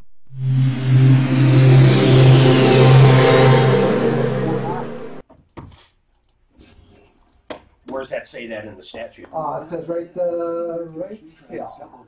Send me that link. If within your 1 year purchasing a reasonable number of attempts as 4 attempts or a total of 30 days non-consecutive. Not consecutive. Yeah. Not consecutive. So basically everything added up. Total of 30 days. Yeah. Correct. 4 times. I do want to see that, because what I'm reading right here is the same thing we've brought up 100 times. What is reasonable? The weather forecast. Showers likely this afternoon, a cool high of 52. Right now, a few clouds above and 47. With your traffic and weather, I'm Pete Wagner, 630 KHOW. This report is brought to you by Carrabba's. Now there's more to love at Carrabba's, with bigger portions of the Italian classic fusion. And then for line 3, I would like to get, Hurry, offer ends March 31st, only at Carrabba's. who's our guys? ADP, APD? I forget. ADP. You've heard me say that before, because they have programs made for you, and they will pick a loan program right for you. For example, if you're approved, approval means you can get a loan, but with Ideal Home Loans, they go beyond. David, this soul patch is a little new. Yeah, you know, I had a goatee. You're everywhere. Well, I'll tell you why I do it. So, if you change your appearance enough, yeah, the she still angel work of down death there? will not be able to find you. You know, I I mean, they can come up to you and be like, he's an elderly Did you talk attorney. to He one of these? wouldn't wear a soul So patch. she said, Come on. no idea. So what she said was, he, You know, when I was younger and I wanted they have to, notes in I their always had a hard computer that time. Tom Now, Howell made. here, May, here, and then here, phone calls and here. He had gone out I could have and braids said, come you know, down. they have to wait That's for how the fast insurance that and all shit this. grows. Seriously, I still And she think said, those are all the notes we I want have. an update. I told someone because it And grows then, so oh, so okay, fast so on the update. ear. So I said, you know what I'm do it sick on of the doing? air. Just like growing it way down and do a comb over on top. So that would be different. You might get the Guinness on world record on that one. Yes, ma'am. Oh, go ahead. Or do you I want, guess this doesn't come on. or do you want to sit here and so I can? Yeah, no, let's sit, speak sit up. over there because I can't see it here very good. Okay, yeah, I'm gonna go over there. Yeah. Where are you going? I'm just taking, I'm You're gonna. gonna do an update, okay. right? I'm just I'm taking sorry, I this was gonna cover. move you over. Take- No, that sock has been used a couple times. Hey, that I was gonna go next door. that song is very popular on Sesame Street. What? Henry, there's a hole in my bucket. Liza. How do you know? I just All looked I it up. can say is Harry when you did that, I Belafonte and thought, stuff saying. oh gosh, Trump never did that. I don't even remember how it ends. Did he? How about, I got the lyrics. did you guys ever hear this one? I don't even want to There say once that. was a I guy told from someone- Nantucket. I told someone, I said, if they keep talking about the idea of him having sex with anyone, I'm getting nauseous, okay? Melania was probably. Yeah, really. Well, Have the baby. yeah. It's okay because he doesn't bother me. Yeah, Chris got us a low interest rate. that's, yeah, exactly. It's like, all right. Credit cards and a few other things. And the whole process was super easy. Oh, it ends as Henry kills Liza with a hatchet. Cool. No. There's something about a hatchet. There is something. Oh no, then You put take a that hole in the hatchet. bucket? Yeah, there's a whole. You did with too? what do I Oh, and did well, Liza, fix it, Liza, dear Henry, dear Henry, dear Henry, well, fix it, With dear what Henry. shall we So fix is that it? Lizzie Borden? No. Oh. I don't think so, but it goes from knife to Kill all the these parents, different things. To fix. On my, 30 laps. I hope not, on my calendar. It's a funny day. No. Saving pros even more during Porter Cable Days. Look for special savings, like up to 30% off select Porter cable tools. Now Some of the songs used to sing in music class. Oh, yeah. That was the one. You know the other one I love is the Beatles. Bang Bang. Maxwell Silverhammer comes down upon his head. Bang bang Maxwell Silverman. On his head. Whoop whoop. Bang bang Maxwell Silverman. Make sure that he was dead. That's Daphne. That's right. Don't mess with them. That's right. I didn't bring my notes up, but I can remember. Do you think we'll be able to get the financial guys? Buy the land, design the home, and build it. Visit them at denvercustomhomebuilder.biz.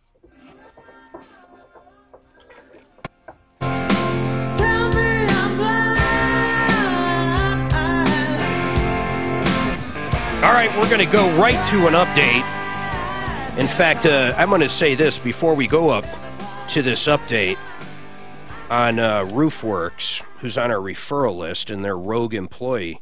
Their rogue employee might want to call Wink and Wink.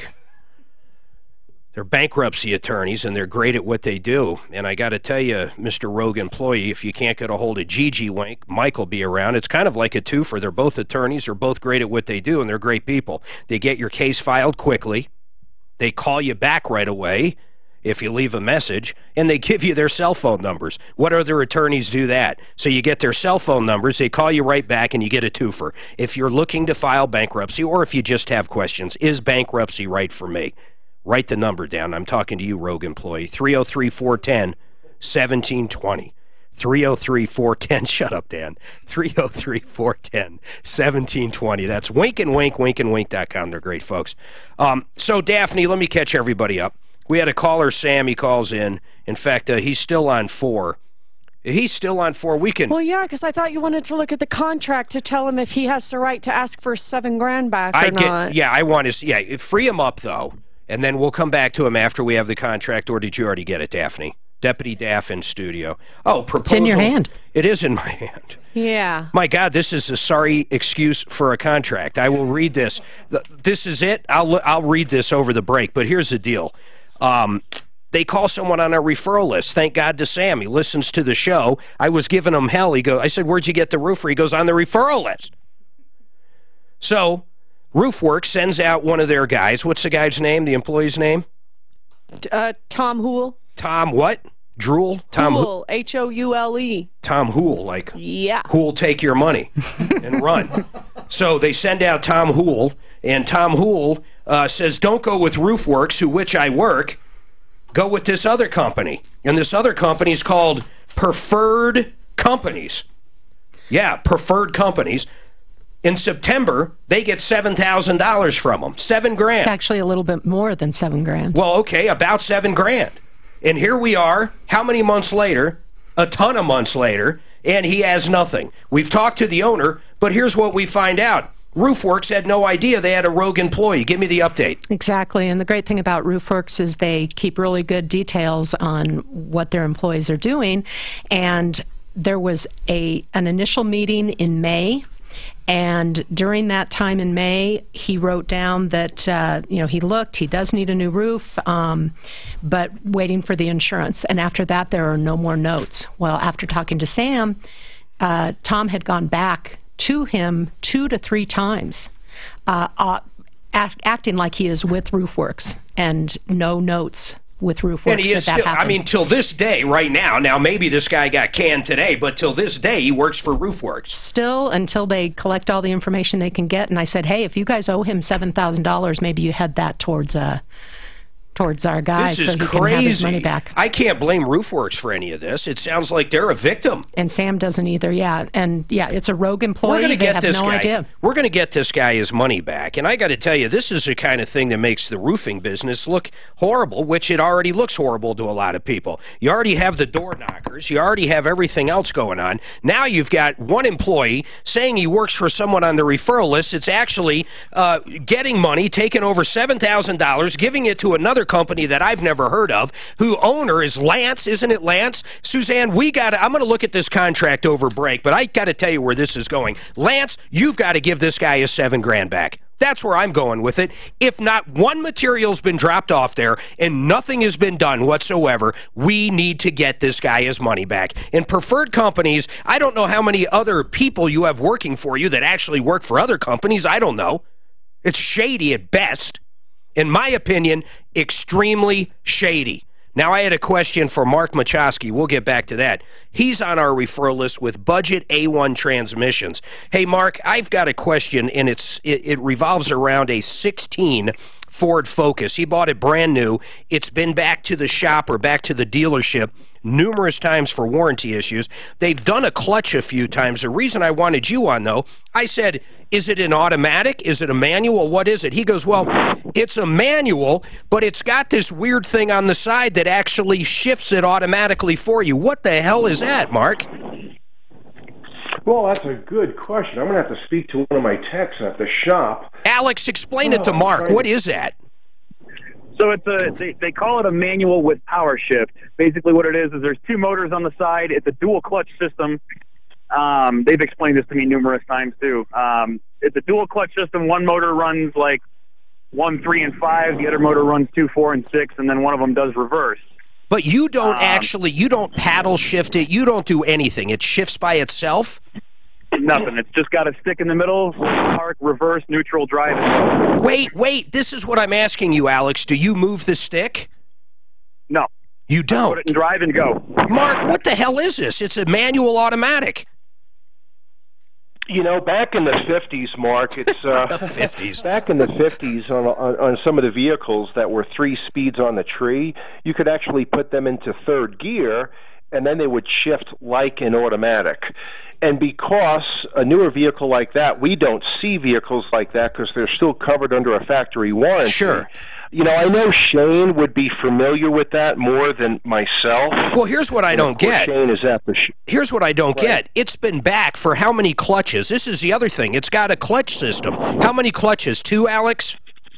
Yes. And what were the other repairs that were done? It's been back 6, 7 times, Mark. What were the other repairs, Alex? So one of the other ones they did was a transmission control. Mark, I swear to God, you sound like you got a CPAP machine on. You need Zipa. Okay, let me turn the speakerphone on, and I'm just trying to get better reception here. Go ahead. Is that better? Yes, perfect. Alex, what were the other things done? So there was a transmission control module, and then they've reprogrammed it. Goes into an active learning mode. They've just sent it into that and reprogrammed it and flashed it a couple times as well. But the only actual hardware they've replaced are 2 clutches and the transmission control module that I'm aware of. See, this is what I've read through all the paperwork that they've given me. That's what I've seen that they've done. Mark, I mean, this is driving me nuts. I wish we knew more about this system. Would you ask Shane if he knows about it? Because I can't understand. Okay, I understand basically what it is. It truly is a manual operated that has something that makes it automatic. But why would he go through 2 clutches? You don't actually push in a clutch, right, Alex? Boom, everything's normal. Nope, everything's... For lack of a better word, it's an automatic as far as any of us are concerned. Yes. Brake pedal and a gas pedal, and that's it. All right, hold on. I would like to know. I'd like to know what the cause of failure is. I would, too. Have they told him what the cause of failure is? Alex? They haven't been able to really recreate it. I mean, the last time I had it in, I've taken it to Groove, I think 6 times, and I've taken it to Larry H. Miller twice, trying to see if I could get something better out of them. We might have to. We might have to start a buyback for you. I mean, honestly, as simple as that. Mark, hold on, Mark. I appreciate you coming on. Go ahead, Alex. I've been talking to them about trying to do a buyback, and we had talked about it. And I took a trip to Vegas 2 weeks ago, or last week, one of the two. So I was talking to them about a buyback before that, and then I got it back the day before I left, and I said it was running okay. which it always does when it comes back from the shop. It takes about 1,000 to 2,000 miles before it starts doing anything again. And then they said they were going to close the case for now, and then I tried to call them back last Monday right after I got back. I came in Sunday night through the snowstorms, and I haven't heard back from them in a week. I would start a buyback because you said you only have a week left, right? Yeah. So for the 1 year? I'm waiting to hear back from them. They haven't called me back on the buyback. Well, I told okay. them to start We're going to do this. last week. Daphne, I want you to reach out to Groove, okay? And just bird dog the hell out of him. Say, hey, this guy's had it. It's been repaired this many times. Get his information. Scott, Alex, we're going to try to help you out here. Hey, Suzanne, is Groove the one we've been having multiple issues with lately, or am I thinking of somebody else? I'm going to have to go back there. Have we had a lot, guys, with Groove lately? With what? With Groove? No. No, okay. No, we don't get anything on them, really, Who am I thinking Mark. of, then? You're, O'Mara, we've had a few. O'Mara, we've had a multitude. Sharpest Ride, we get a few on. My girlfriend just bought a car from Groove and has had to take it back 2 times, and they have been phenomenal with her. Well, this is 6 times 1 year. The guy's terrified it's going to happen again. They've replaced 2 clutches. They've reprogrammed it multiple times, and then some solenoids. So go call up and say, you know, what's the deal on this thing? What are you guys going to do if this happens again? Why don't we start the buyback? It has reached lemon law. It has. In fact, Dan, you dug up something that did not say, what did it say? It said 4 times within 1 year, 30 days out of service, period. Yep, that's what it said. And I sent that to you, too. Okay. So that's what we got to do. Okay, listen, let's get Alex's stuff. Alex, hold tight, all right? We're going to call over to Groove. Let her know who you've been dealing with directly. I assume it's a service manager. Okay. All right, hold tight, man. Let me get him on hold, and then free up that one, and then free up Sam while I read this contract. Actually, Suzanne, I'm sorry, keep Sam. I'm going to go back to him right after this. 303-713-8255. We'll do that teen sexting update as well. You can free up Mark. Mark, I appreciate it. Budget transmission, by the way, $90 plus parts fixes almost everything. If it doesn't, it won't cost you anything for the Diag, but that's Budget A1. You can find them on a referral list at referrallist.com. Here's a guy I hope you never need. There's some scumbags out there we deal with every day, contractors, rogue employees, people that probably should write this number down. And his name is Joseph A. Lazara, one of the best attorneys out there. All kidding aside, you know what I like about Joe? It doesn't matter if you just screwed up. Maybe you got a DUI. You either did the wrong thing, you had too many drinks and you drove, or you were falsely accused. I mean, there's not much middle ground there. Joe doesn't judge, first of all. Second of all, he's got connections. He probably hates it when I say this, but when he walks into the courtroom, he knows the DAs, he knows the assistants, he knows the judges, he knows everybody. This is what he does. He knows the DA's office in all the counties around here. He's going to get the best possible outcome for you. If you've got a fight in an actual trial, he's the best out there. If you're looking to get a deal because, you know, you do plead guilty and you want to keep your license and other stuff, he's going to get the best deal out there. He's Joseph A. Lazara, and I got to tell you, if you're accused of a crime, any crime, it can ruin your life. Don't do it alone. Call an attorney that's going to knock it out of the park for you, and his name is Joseph A. Lazara. First consultation is always free. Sit down, interview him. Guys, go back and forth. He'll give you an ideas, but if you've been in any trouble or anybody in your family, 303-429-6200, 303-429-6200, LazaraLegal.com.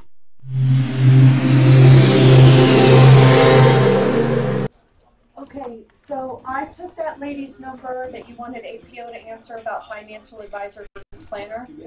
Brian Grace is doing a talk. He's going to call in at 12:30, so I'm going to call the caller back at 12:30. Eric Reinemer is available to answer your question about write-offs. You want me to go ahead and call him? I want him this hour.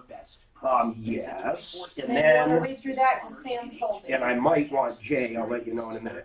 Okay. Actually, I'd like you to email Jay this.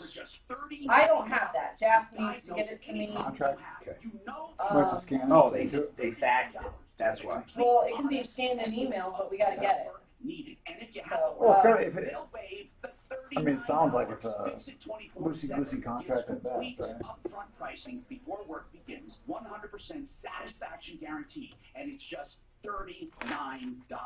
They'll treat your home as their own. You won't find better services for better prices anywhere. So if you have any problems, no heat, give them a call. 720-526-3939.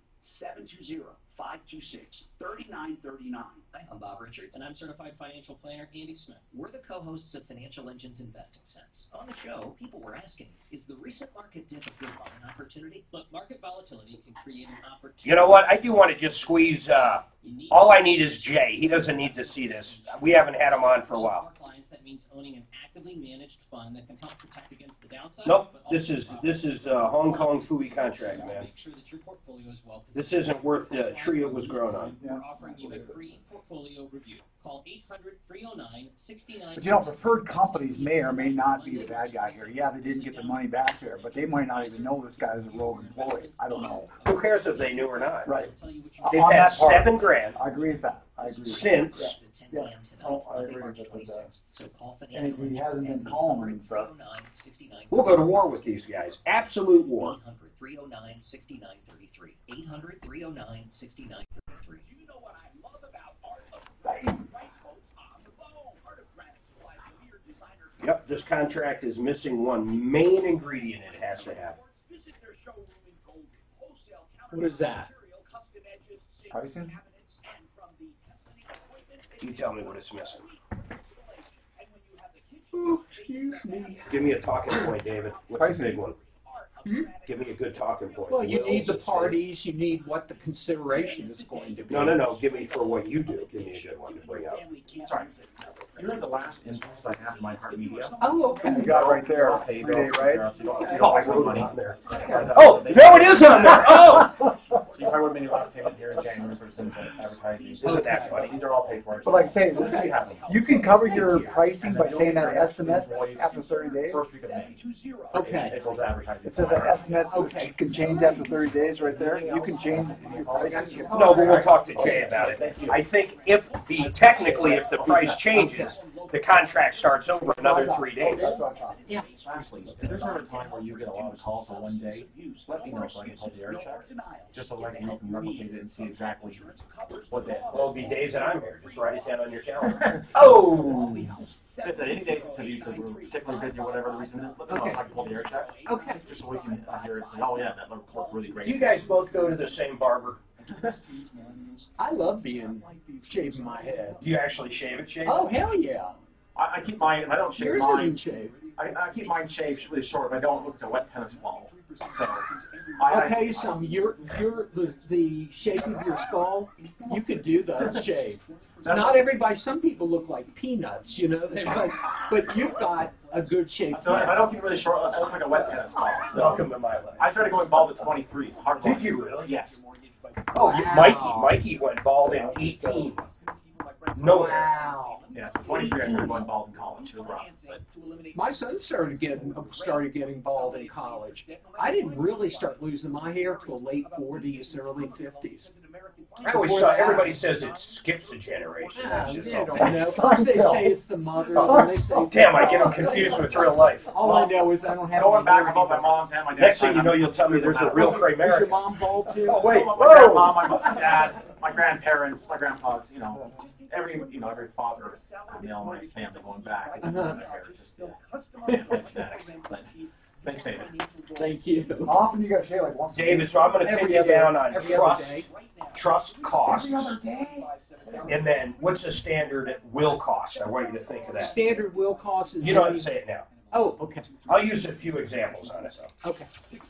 Same for your screen deal. The screen deal on Will? No. Yep, I'll come to him in a minute. All right, boy, I read through this contract, this proposal/contract. I got to ask Sam something. Sam, is this the only thing you have with them that you signed? Yes, Mark. All right, hold tight. Wow, I don't personally think this is worth the paper it's written on. I'm going to get into this in a minute, but we have one of our experts on. Sam, you hold tight. If I got to go to war with preferred companies, I like that. I do. because I don't like this contract. I don't like how this deal went down. I don't like anything about it, but we'll get into there. But Eric Reinemere with Atlas CPAs, they do all of our books here at the Troubleshooter. No, not our books, I'm sorry, Suzanne does that. There are CPAs. I mean, honestly, Eric, how are you right now, man? You doing all right? Doing good. We're having March Madness over here. I was going to say, right now it's got to be crazy. Well, the 15th of March came and went, so that's when all the corporations have to file. So it must have eased up a little, right? Well, actually, no, not really, because right now, everybody who hasn't finished their corporation still needs to know what kind of a check they got to write by April 15th, so that's what it all comes down to. It's crunching numbers. Yeah, a lot of people don't realize that. You can do extensions a lot of times all the way through October for individuals, but, of course, you got to pay all those back taxes and all that interest. Yeah. Here's what I've got to ask you, though. So apparently there was a big change in this new tax law. And tell me if I got this right in layman's terms. If I bought, for example, an airplane for business use last year, or an RV, or a car or something, I would have to depreciate that under what the rules were for 2017, X amount per year for 5 to 7 years, whatever it is. But this year, if I'm a small business or a big company, and I want to go out and buy an RV that I'm going to use for business purposes, or an airplane, or a new fleet of cars because I own a rental company, up to $2 million I can simply write off. In other words, I don't have to depreciate it. I can write off the full amount of the asset. They have raised the limits for write-offs, you know, and it depends what kind of asset it is, but that was one of the main things, was giving people faster write-offs for equipment, airplanes. It's not all write-off right away. It kind of depends on what the income of the company is. But how about Eric, okay, let me come up with a scenario. Let's say I want to buy a brand new RV, and I am going to go on the road trying to sell this radio station to other stations, so I'm going to be in the RV, using it all the time, broadcasting from the RV, using the RV to go to different radio stations across the country to grow the show. That would therefore be a legitimate business write-off, if you will. Could I write off the full amount of the RV, whether the RV was 110 or 500? 110,000. Writing it all off might depend on what the profit of the business is that you're writing it in. There are limits, but you could probably get most of it right off the first year. Wow, that's amazing. And the reason they did this is to pump the economy. I mean, if you've got, let's take a big HVAC company like 24 Fix-It. If they wanted to go out and buy more vans and hire more employees, this gives them the opportunity to do it and literally write it off. That's correct. Eric, I appreciate it. I told you, Suzanne. I told you. Yeah, well, I wasn't arguing with you.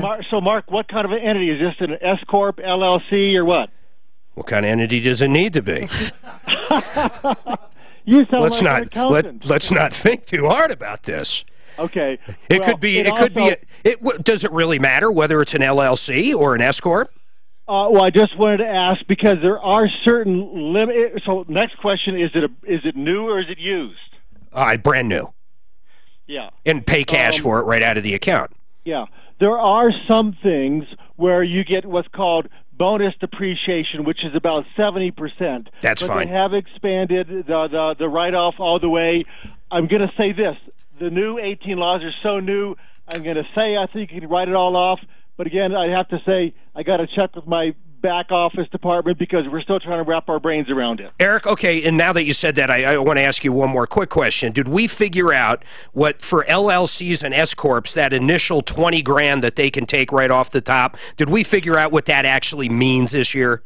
Yeah, what it actually means, and the good news is it's limited by one's income. For a married couple that are, really simply, a married couple filing a return that has less than $300,000 of income, or a single person with less than $150,000 will probably be able to write off 20% of their amazing income.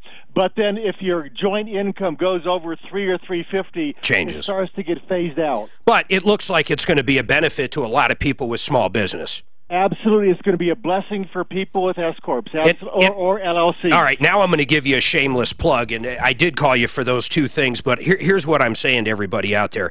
You know, if you do own a small business and you've used maybe the same family friend forever, or just a bookkeeper, or God help you if you use one of these softwares where you do everything yourself, a guy like Eric, here's what Atlas can do for you, and I kid you not, they can actually really look at everything and probably save you money. Literally, you will probably pay less in your taxes because you have a real professional that knows what they're doing. So don't think, oh man, I'm so used to spending $99 at Walmart for it. It doesn't matter. If you spend $500-600 with Eric and he saves you $5 or $10 grand, I mean, my God, do the math. This is what real CPAs do, and these guys are the best. We've used them forever. Eric, I appreciate you on 303-799-9111, and if I were you, I'd wait till April 14th, then call him, right, Eric? But actually, we'll take a call any day of the week because we've got a big enough team where we can handle anybody any day. Yeah, these guys are great. Seriously, 303-799-9111. If you got to graduate into a real CPA, I suggest you do it. I'm not kidding. Thank you, Eric, for that info. So that means, see, Suzanne didn't think I could get an RV this year. Actually, you weren't arguing, were you? I'm fine with it. We can get one. See, now if I was talking about a new hairdo, my God, the thing would be all over. Oh, this is great. It's a new hairdo, blah, blah, blah. But RV, did you see the excitement? There was no excitement there. David, help me here. Did you hear excitement in her voice? I'm not helping you on this one. Thank you, David. She said, yeah, okay. What did you want? Jumping up and down? Yeah. Somersaults? It's got a king-size bed.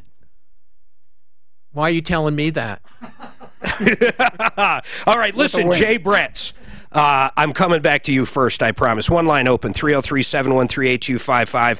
Yvonne, Sam, I'm going to come back. I'm going to finish up with you and Jay Bretts. If we got to go to war, we will. And Scott, we're running out of time this hour, but we're going to do this teen sexting update. One line open, 303-713-8255.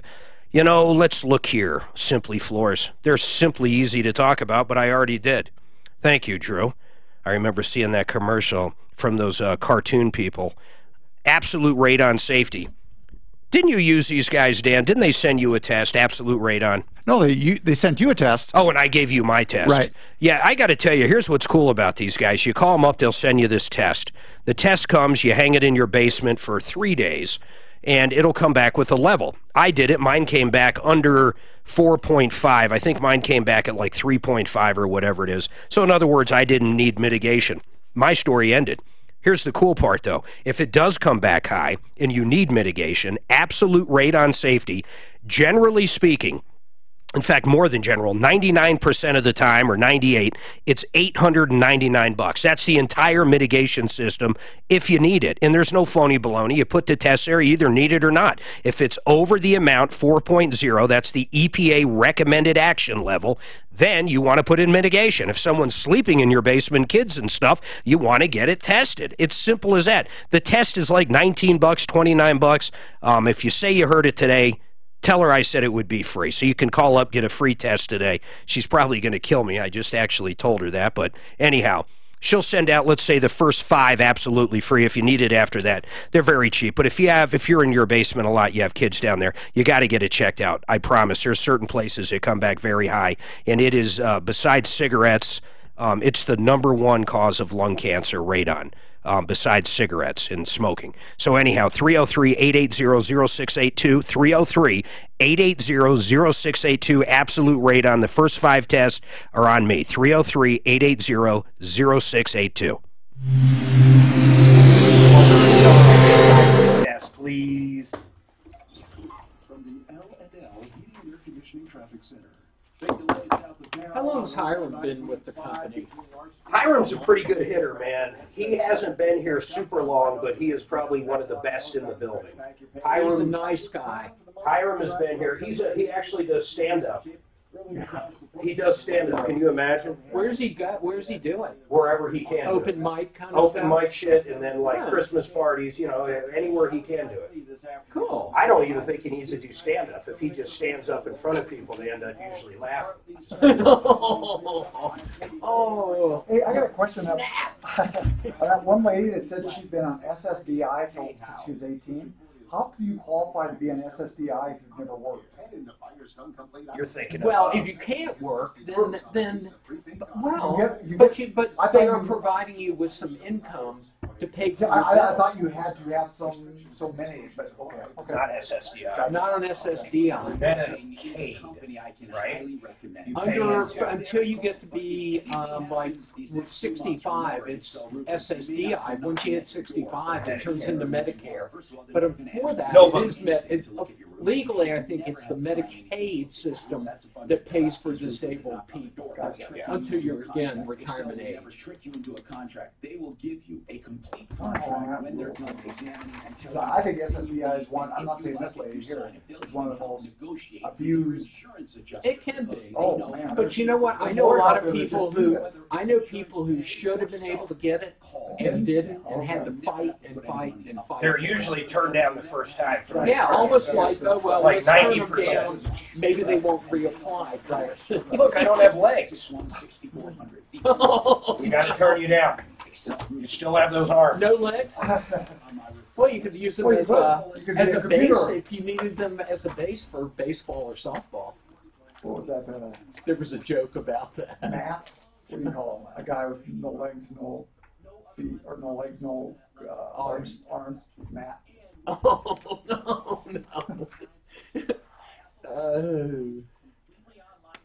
People told me it was too soon last week when I started asking people, you know, keep an eye if somebody says anything about a used motorized wheelchair with all the extra stuff, and they're like, I said, well, Stephen Hawking doesn't need it anymore. I guarantee he had the good one model. guy looked at me, one of the guys in the office says, it's too soon. And I said, it's never too soon. I can't believe he's lived this long. Oh, they killed him off he back didn't- in 1960s. If he didn't have the money. Right, and I suppose that's it. Yeah. God, he was a smart man, though. Oh. I can't even imagine being inside that brain. Oh, well, just think that's probably all he can do. So he's constantly thinking, you know, because he can't do it. If I were him, I'd constantly be drinking. I also wanted to know whether his last, like, grunt before he died, if he did it on the computer. It's too early. No, it's not. It's never too early. Never is. Good life for what he went through. She used to get so embarrassed when I tell my John Benet Ramsey joke. Okay, She would let's leave hear the it. room is how bad it was. Lay it on us. Yeah. I can't do it with that. There's no way I do it with the mics on. Oh, okay. It is so bad. I used to do what started with, actually it started with Natalie Wood, and then you can use it for the drummer for the Beach Boys, and you can use it for JFK Jr. We'll just say, so why didn't JFK Jr. Take a shower the day he just crashed his plane? He figured he'd just wash up on shore. For Natalie Wood, I thought, well, what kind of wood doesn't float? Yeah. Why'd the chicken cross the basketball court? I don't know. Because he heard the ref was blowing fouls. I told that one at a kid's party. I got some looks. Oh. I mean, they were 10, 11. Oh, that was old enough. Most of them didn't understand it. So then when I described it, that means the ref was giving the chickens blowjobs. Then I really got looks. Mr. Duran is actually meeting with a family friend of us today who's selling their home. Frank Duran, the real estate man, the man sold my house. He got a bidding war going, a frenzy. Got way more than I was even expecting to get, and I kid you not. He knows how to do it. You realize Frank sells probably 120 to 140 homes a year. Ask anybody you're going to use as a realtor how many they sell. They're going to tell you this. Ready? 10, maybe 12, maybe. Frank sells 10 times what the average realtor does, and he sells them for more money. He's the best out there. If you got a friend in the business or a neighbor in the business, I don't care if it's your spouse. If you're selling your house, you dump the other guy if you want the most money out of it, and you call Frank Duran, the real estate man, at 303-920-1622. I realize everybody and their mother is a realtor these days, but Frank outsells them all. 303-920-1622. He has the secret sauce down. So Jay Brett's one of my bestest on the referral list. Jay, how are you, sir?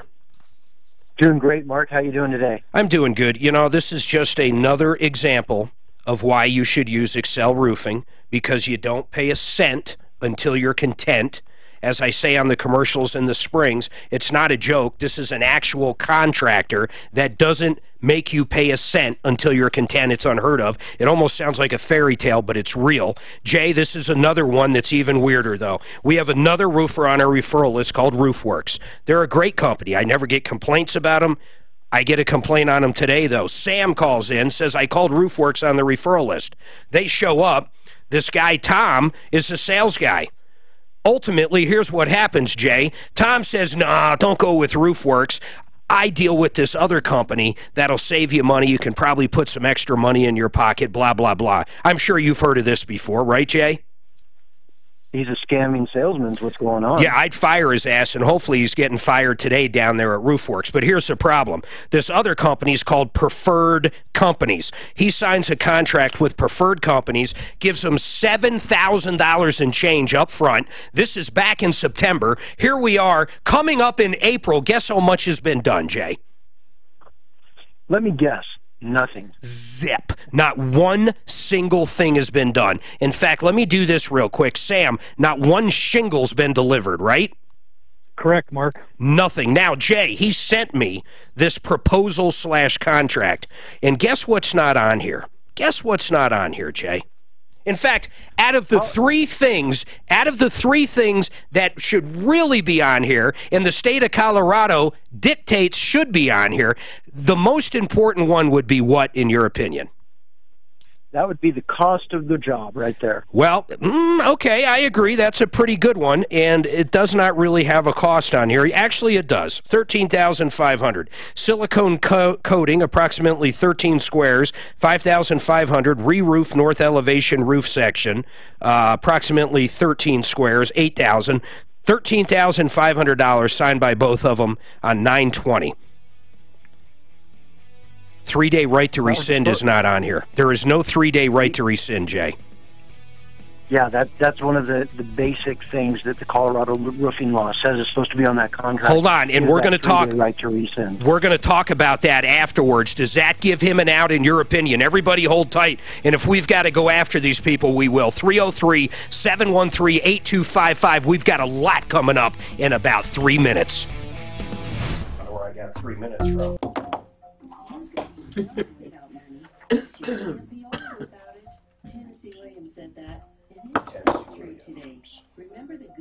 Who's Tennessee Williams? He was a writer, playwright. Oh, you're right. That's what it is. Yeah. Cat on a Tin, what is it? Hot Tin Roof. Mary Poppins? Yeah, Mary Poppins. He even wrote the songs. No. The Simpsons? The Simpsons. This is the first few episodes. Stephen Hawking was on The Simpsons long ago. No, he wasn't. Yes, he was. It's too early, David. Not too early. All right, turn off the audio real quick. Anytime you walk out late, call right now. 720-488-8604. That's 720-488-8604. Or online, yourmoneyyourretirement.com. This is your station for the 16K a day giveaway. Coming up at 5 after the hour on KW Denver and iHeart. Dano. Oh, I'm sorry. Oh, my God. I think he was having a senior moment. No. Kill the audio real quick. Okay. Zuckerberg is being asked by the Senate Judiciary Committee to testify on April 10th about how users' information is used.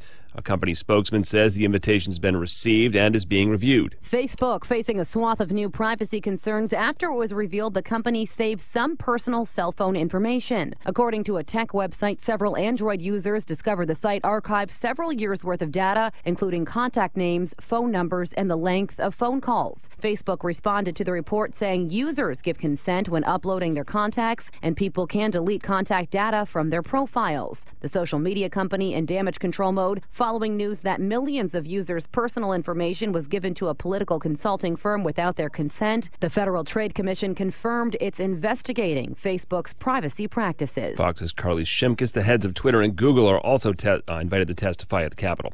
The Russian consulate in Seattle is being shut down, and 60 Russians are being kicked out of the United States over an ex-Russian spy and his daughter being poisoned in England. This is the largest expulsion of Russian intelligence officers in the United States history. Our ambassador to Russia, John Huntsman. An FBI agent testifies the Orlando nightclub shooter was being considered for development as an informant but wasn't used. His father was, though, and that's become a possible issue at the shooter's widow's trial. Lawyers for Noor Salman are now saying they have just been told that the father of Omar Mateen was an FBI informant for 11 years, and that information should have been disclosed earlier by prosecutors. Salman is being accused of helping her husband in the June 2016 attack, where 49 people were killed. In a motion filed in federal court today, her lawyers say prosecutors contacted them on Saturday night, telling them about Sadiq Mateen's relationship with the FBI. None of it made sense. But they're never going to get him. But Patsy's dead. Is he dead? No. He lives up in, like, Michigan or somewhere. He moved. I'd moved. But she died. She had cancer. I bet it was the kid they covered up, but who knows, man? God. I thought they thought she did it, but no, writing left-handed. Wasn't that? Yeah, and they were saying, because that they thought maybe she got angry at John Bonet, because John Bonet was a bedwetter, and she would go nuts when she would. So who knows? We'll never know. We'll never know. But as far as it being an inside job, if you will, I believe it's an inside job. Which one of them did it, I can't say. I think it was an accident.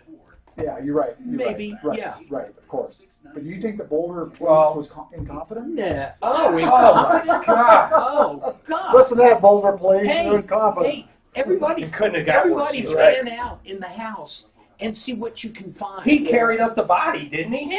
Yeah. One of the suspects literally carried up the body. How good is that? Hey, if you watch any TV, you don't have to know shit about being a cop. Yeah. You know. That's Boulder. You know the suspect shouldn't be carrying the body. No, and shouldn't be cruising around. Everybody out. Everybody go look for it. Just yell. Yeah. Hey, I found her. It's like borrowing money from the bank robber. Yeah. Yeah, they so screwed up. God, it was amazing. Oh. I got a quote from RoofWorks. Yes. They said that they spoke with Mr. Benton and are going to help him rectify the situation the best they can. Oh, this other company is giving the money back. Well, and I tried to call the other company, and it's always busy. And it's owned by Lance Slayton on that. I got a hold of Groove Auto. Josh, the agent that he's been working with, is on vacation, of course, for the next week. So I said I need to speak to his supervisor. So spoke with Jason, and I said, they were going to initiate a buyback, or, they were going to start talking about initiating buyback. I said, but then Josh won't answer any of his calls. And he said, all buybacks are initiated through Ford.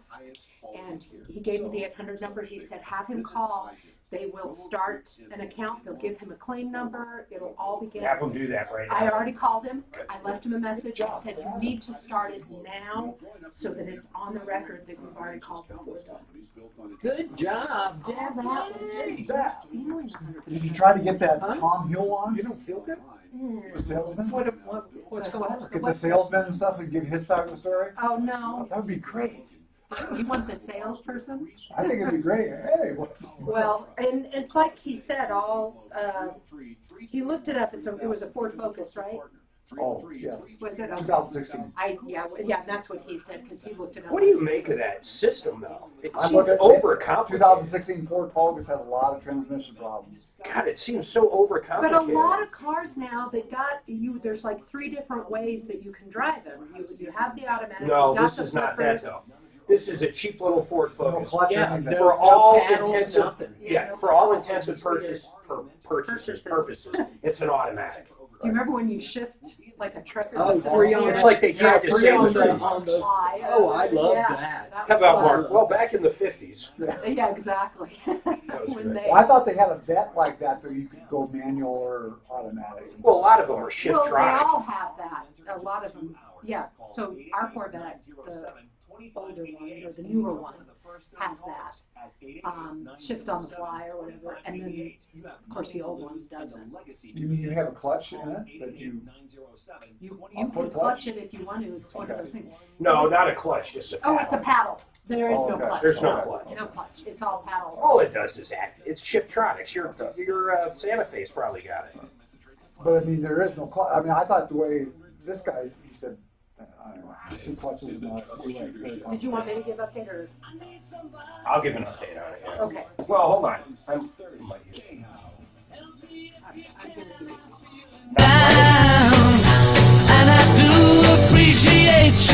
All right, 303-713-8255. This is the Troubleshooter Show, only show of its kind. We solve problems, answer questions. If you're new to the show, just keep listening. You're going to see how it works, and then when you are ripped off, either you've learned the advice not to do, like give people money up front, at least not doing it the right way. At least put on a credit card. Give yourself some protection. We're going to go back to Jay Bretz and Sam with an issue we had last hour. We've got an update on that. But this hour is brought to you by Aurora Orthodontics in TMJ. If I knew what I know now about orthodontics, I would have used Dr. Kent Lawson for both my kids. Both of our kids were in braces. They probably would not have had to been in braces while they were going through junior high and high school. Because if Dr. Kent Lawson can get a hold of your kids prior to their teeth getting really bad, so when they're younger, he can probably get them straightened without using braces. Yeah, that's the way to go. Instead of paying that $100 every single month for years and years like Suzanne and I did, this guy, if he gets a hold of your kids young enough, like Tom's kids, both of his kids go to Dr. Kent Lawson and they're going through this treatment. But you can call, you can talk to about them. You can talk to him for free about them. Bring your kids down there. He can check out their mouths. It's not going to cost you anything. You know, there's no cost, no obligation. Just call this number, reserve a seat to check it out, 303-690-0400. In fact, I'm going to give you this other number. It's more of a direct number, 303-690-0100, 303-690-0100, Aurora Orthodontics and TMJ, or the new orthodontics. You got to give him a call, Dr. Kent Lawson, 303-690-0100. Take your kids there. He's going to create a big, beautiful smile, and they're not going to have to wear braces, most likely. 303-690-0100. Jay Bretz, I want to just bring everybody up to speed real quick. Simple as that. And the first thing I'm going to do here, Jay, is I have a roofing contract that does not have a 3-day right to rescind. Does that automatically make this contract in the state of Colorado invalid as far as roofing? I think so, Mark. You know, the problem is you have to take it through the legal process and all of that. But yeah, that's grounds right there to cancel the whole deal, because it did not state that the customer has 3 days, a 3-day right of rescission. It's nowhere on here whatsoever. And the way this thing was done is so shady to me. And I got to say, on our referral list, RoofWorks, I think they did fine. In fact, Daphne, you talked to them again. Are they getting ready to terminate this guy or what? Yes, I believe they're about ready to take care of that. I wonder how many people he screwed him over on, because this is the first time he got caught. This isn't the first time he's done it. I think there's no way. This is the tip of the iceberg. But they did send us a message, and they said that they spoke with Mr. Benton, and they're going to help him rectify the situation to the best that they can. They are wonderful. Wait a second. RoofWorks, I appreciate you doing that, and I know it was one of your employees, but I don't hold them responsible for this in any way. And neither does Sam. That is a rogue employee. And Sam, I hold you personally more responsible because you knew they were a rogue employee at some point, but that's no reason for the this company, this other company, Preferred Companies, to take your $7,000. So, Sam, we're going to get you that $7,000 back. Got it? Awesome. Thank you. Yeah, you hold tight, man. And, Jay, you're right, you got to bring it through the court system, but there's another system to bring it through that generally works a little faster. Do you know what that is, sir? Would that be the court of public opinion? That would be the court of public opinion, and I'm hoping I'm going to have Daphne reach out to Preferred Companies one more time and leave Lance a nice little message. He does not have the 3-day right on here. He has not done anything since September. The whole way they got this job was about as shady as it gets, in my opinion. Ask him if he's going to have Sam's money back in the next couple days, every penny, $7,000, and then we'll update. If we can't get a hold of him, I'll turn the pressure up a little tomorrow. You got it. Makes sense?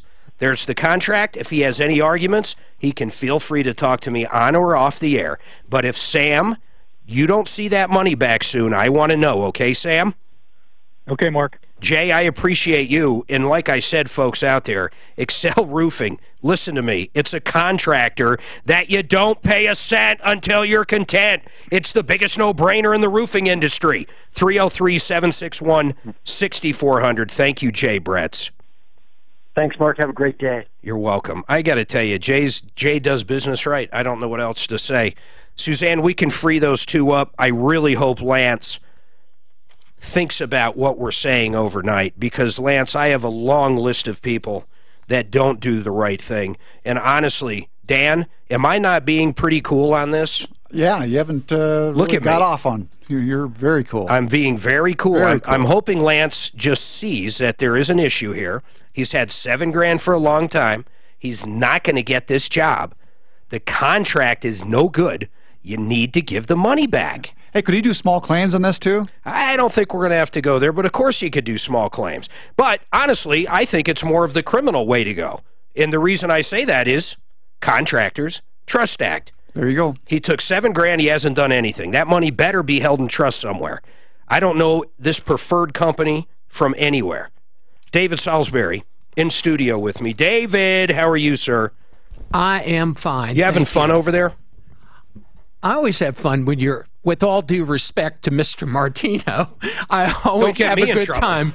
Always have a good time here. Listen, people ask, how much is a will? They go to some of these TV commercials will drive you. What's one of those that you go on there and you download the form? I'm trying to think of LegalZoom? Yeah, like LegalZoom. Yeah. There's a bunch of these. The problem with LegalZoom and anything else is, yeah, you have the document there, but there's no planning. Well, there's no one to help you plan it. You've got to ask questions, and there's no one to ask you questions when you have a form. And I could give you some simple examples where they're not going to ask the question. Give me one. Okay. Okay, you've got kids, okay? And so you want to leave everything equally to the kids. What happens if one of your kids dies before you, leaving children, your grandchildren? Do you want that child's share who died before you to go to your grandchildren, or do you not? If you do want that share in a fair way to go to the kids of your child who died, it's got to be in there, and it's got to be very specific language.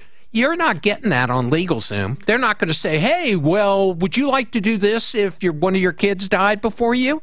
Doesn't happen. The other one we get a lot is a beneficiary's deed. Why? Why should I have one? Why? Well, if you have an estate where there's just bank accounts and simple things like that, and a house, you can set everything up so there's no probate when you die. With the real estate, what you do is a beneficiary's deed, and that's a deed that says, I own the property during my lifetime, I can do anything I want with the property, but when I die, that property belongs to whoever you put on the deed. Why not just quit claim it?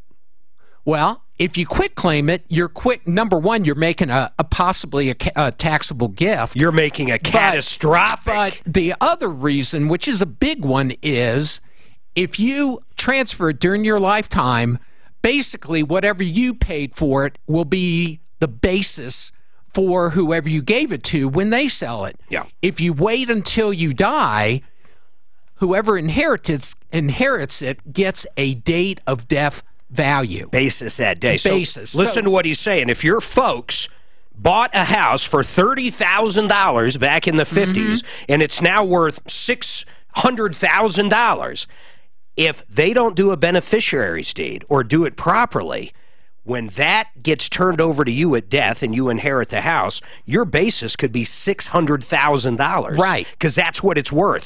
Right. Think of how much money you just gave up. Right. You just gave up $200,000, arguably.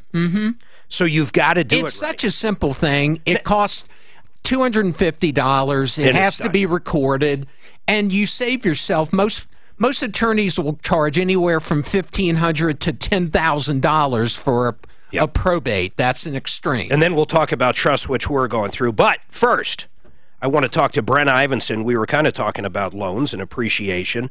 But listen, Brent Ivinson with Ideal Home Loans, VA loans. What makes them different? I hear these commercials all the time. They can get 100% compared to what, 80%? Explain to me what a VA loan is and how someone benefits. Well, you know, eligible veterans, here's the first thing. A lot don't realize that you can use your eligibility again and again. It's not a one and done. Now, the other thing to keep in mind as well, and you hit the nail right on the head, you can borrow 100% of the home that you're buying with no monthly mortgage insurance. So think about that. You don't have to have 20% down. You can get in, finance 100%, no mortgage insurance. Same thing on the refinancing side. If you want to consolidate bills, if you want to pay off credit card debt, if you want to tap into your equity for some home improvements, you can borrow 100% of your home's current appraised value to do those things to get yourself ahead. Brett, could a spouse do it? In other words, let's say the husband was in the military, he gets VA benefits, but he has passed on. Does the spouse have this same opportunity if they need money or cash out? You know, depending on their benefit, yes, in some instances. So it's one of those things that, you know, call us, we can find out and look into it for you. Some of this stuff is on a case-by-case basis, but it is one of those things. When I look at the programs and the products that are out there, the VA home loan benefit is one of the greatest benefits to servicemen and women, and it really is one of the most competitive products in the marketplace. It is great, too. Remember, these guys fought for our country. They deserve to get it. So listen, credit optimization, their custom term loan, their rate guarantee, their pre-approval over at Ideal Home Loans is like shopping with cash. For your next home loan, get your Ideal Home Loan. Call Brent Ivinson and the gang over there. Talk about the VA loans. Talk about all their products. They're the best. Rates are going to go up. Get it done now, and that rate guarantee will protect you. 303-867-7000, 303-867-7000, 303-867-7000. This report is brought to you by Firestone Complete Auto Travel Care. across town for the most part. I can't believe this guy, $7 grand. So what do you think? You think he's getting his money back in the next couple days? No. I think he will. I think he will. You do? If the guy's got the money, I do. The guy came on. Somebody who you call, every time you call, the number's either busy or No, closed. we did talk. Oh, he did? Yeah. Okay. No, I agree. And what did he say? I didn't. That there was some other just stuff going on because the guy had kept money that they had got him an extra $18,000 on insurance claim. So, well, great. That was nice of him. Yeah. But that doesn't mean he has to do business with them. Does not at all. And there's nothing in there that he didn't work on it, right? See, He said zero zip zilch, not one shingle delivered. The only work they're going to claim is through the, working with the insurance company. We're supposed to get 4 to 8 in the snow tonight. Holy shit bombs. Are you In kidding? a 4-hour period, not like, it's only snowing from like Hot tub 11 weather. to 1. I guess we'll be in hot tub at 1 in the morning. 4 to 8 inches? I got it. I want this It'll down. be rain turning the snow. I'm going to get that stuff down. Troubleshooter show, please hold. You know how that usually happens. Rain I got to hit. snow is big time. I got to hit basically Colorado in 25. I saw that at Perkins. Yeah, so I'll be about an hour at Perkins and back. I don't. You need to get that. I I'll never go get the downtown. pink handled. Addie's I going have to to go dinner downtown tonight, and I don't know what tomorrow my else is doing. Maybe you and I can make a dinner Oh, plan. you know what? If it's going to be a big shitstorm, I won't. Take I'll the rail. just. Are you right I'll off the change. rail? He said take the rail. Do you live right off the rail? No. No. I'm going off the rails of a crazy train. I got an email. Wait a minute, I want that let me same see if I've got a text bat up for there. you in my briefcase. Going Duct tape.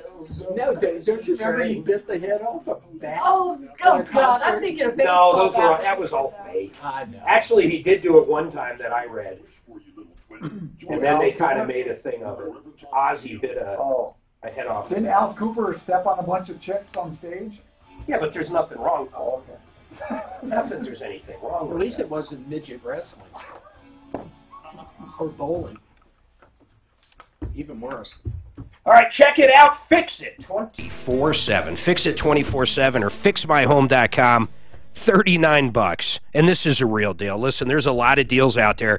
You know, $49, $29, whatever will clean your furnace. You know what most of them are? I'm going to tell you if you haven't already experienced one. I have back in the day. They come out, they look at it, and tell you what you need. They don't clean crap. They might pretend to stare at it a little long, but no, not Fix It 24/7. You know, in most cases, they literally pull out the blower motor and clean the blower motor. They clean your furnace. In fact, Dan, they were out to your house. Am I correct? Yep, did a great job. They Great cleaned job. everything. Yep. $39. Yep. Did they make any suggestions? They did, and then, but the thing about it, he explains everything. Like he tells what? you Tell me. everything. He says, well, your one capacitor is not reading quite right and stuff, so you might have to replace that down the road, whatever. And that's how, there's no hard sale. No, not at all. So listen, Not at if all. there is things needed, they're going to tell you. But this is going to be the maintenance you need to do every year. There's no secret to this. They want the sticker on there. Guess what? Because then when you have a problem with your water heater or air conditioner coming up, the sticker's going to be there. You're going to say, oh, my God, these guys cleaned my furnace. I love the guys. It was only $39. When you need something, they're going to know who to call, and that's going to be Fix It 24/7. Call them right now. $39 will get this done. Do it now. Fix It 24/7, 720-526-3939. Fixmyhome.com, 720-526-3939. Ran by a very good guy named George. Very good guy. I can't put that any other way. All right, Eric's got a question for David, who's in studio with us today. And then we're going to do that teen sexting update. I'm getting a lot of people saying, do it, do it, do it. So we're going to do it. Eric, what's your question for David? Hey, David, got a kind of a weird question for you here. My father is in the process of applying for Medicaid. 3 weeks ago, his uncle in California passed away. There's a cousin who is the trustee on the estate, and basically everything the uncle had is in trust. So they're just going to liquidate, and then the funds will be divided between 6 or 7 people, I forget exactly. Our concern is, we were talking to the people who are helping my dad with applying for Medicaid, is he could stand to get upwards of $200,000 out of this estate. If he's listed as the beneficiary, would there be an issue if we talk to them and ask them to change it so the money came to me instead of going to my father? He's trying to just bypass. Oh, now I get that.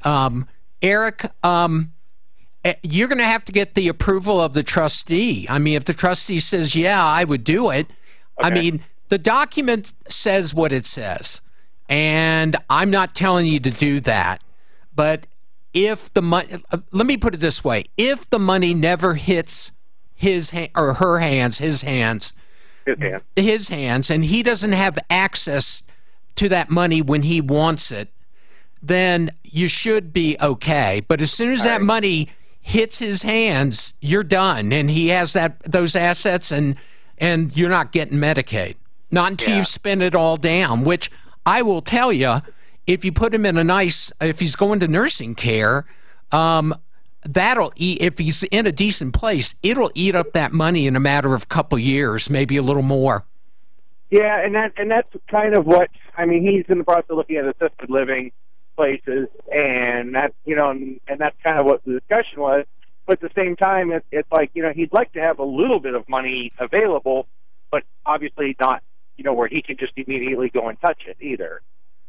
Well, one thing they could do also is put it in an irrevocable trust, meaning a trust you can't change, and put that money in there for him. And there's some other details. I'd be glad, if you want to give me a call, I'll be glad to spend a little time on the phone with you. And he does that for everybody. And I do that for everybody. My number is 720-493-3733. 3911. So I'd be glad to talk to you, Eric, okay? All right, thanks, David. You're welcome. See you, Eric. Bye. All right, 303-713-8255. Okay, let's do this sexting update. So here's the bottom line. Scott, I've got to get everybody. The reason I put this off so long is a lot of people have no idea what we're talking about. I went to the wrong line. Hold on here. You there, Scott? Yeah, I'm here. All right, so I want to update everybody. You called. Your son first got in trouble. When was it, roughly? 2 years ago? So 2 years ago, himself and a girl, whether his girlfriend or something, I don't remember, but they were exchanging pictures back and forth that they shouldn't have been. Ultimately, her parents found out about these pictures. Hers were all deleted on her phone, but your son still had some on his phone. Is that correct? No. Everything my son had was deleted, but my son's pictures were still on her phone. I got you. All of her pictures were deleted. She deleted the ones she sent of him, but they had the pictures that he sent of her. Yeah. Okay. So they got in trouble, and ultimately it ended up, what kind of trouble did he get into?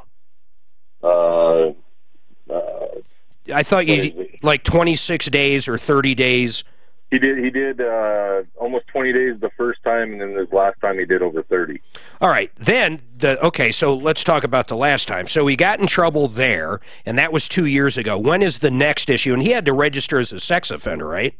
He does now, yeah. Yeah, okay. So after, and how old is he when this first happened? 14. 14. So at 14 he gets in trouble. When does he get in trouble the next time for sexting? A little over, just barely over a year ago. Okay, so when he was about 15? Yeah. So at 15, what was the circumstance that unfolded that time? Same thing. Okay, another girl going, was it the same girl? No, it was a different girl. All right, so, and then he gets caught. How did he get caught, though? Did the parents go through her phone? How did it unwind? We believe it was spread around the school, and then her parents found out about it and went to the police. Got it. So, boom, he's in trouble again, and that time he did a little over 30 days in juvie? Yeah.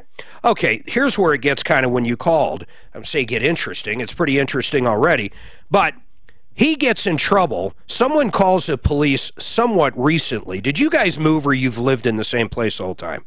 We've lived in the same place the whole time. Okay, so he's walking outside, apparently, and someone calls the police saying, hey, he's supposed to be supervised, and he's walking outside. Is that right?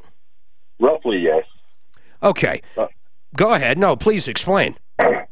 So apparently they showed up at my house last Wednesday and said they needed to speak to my son. They barged in my house and say, well, we had reports of you walking around town with two friends. And he's not supposed to be out in public? No, he's supposed to be with an informed supervisor at all times. And how long's that for? I'm just curious. Until the probation's over. Okay, which is how long, roughly? 2 years. Okay, so for the next 2 years, I mean, really, he's not supposed to be by himself.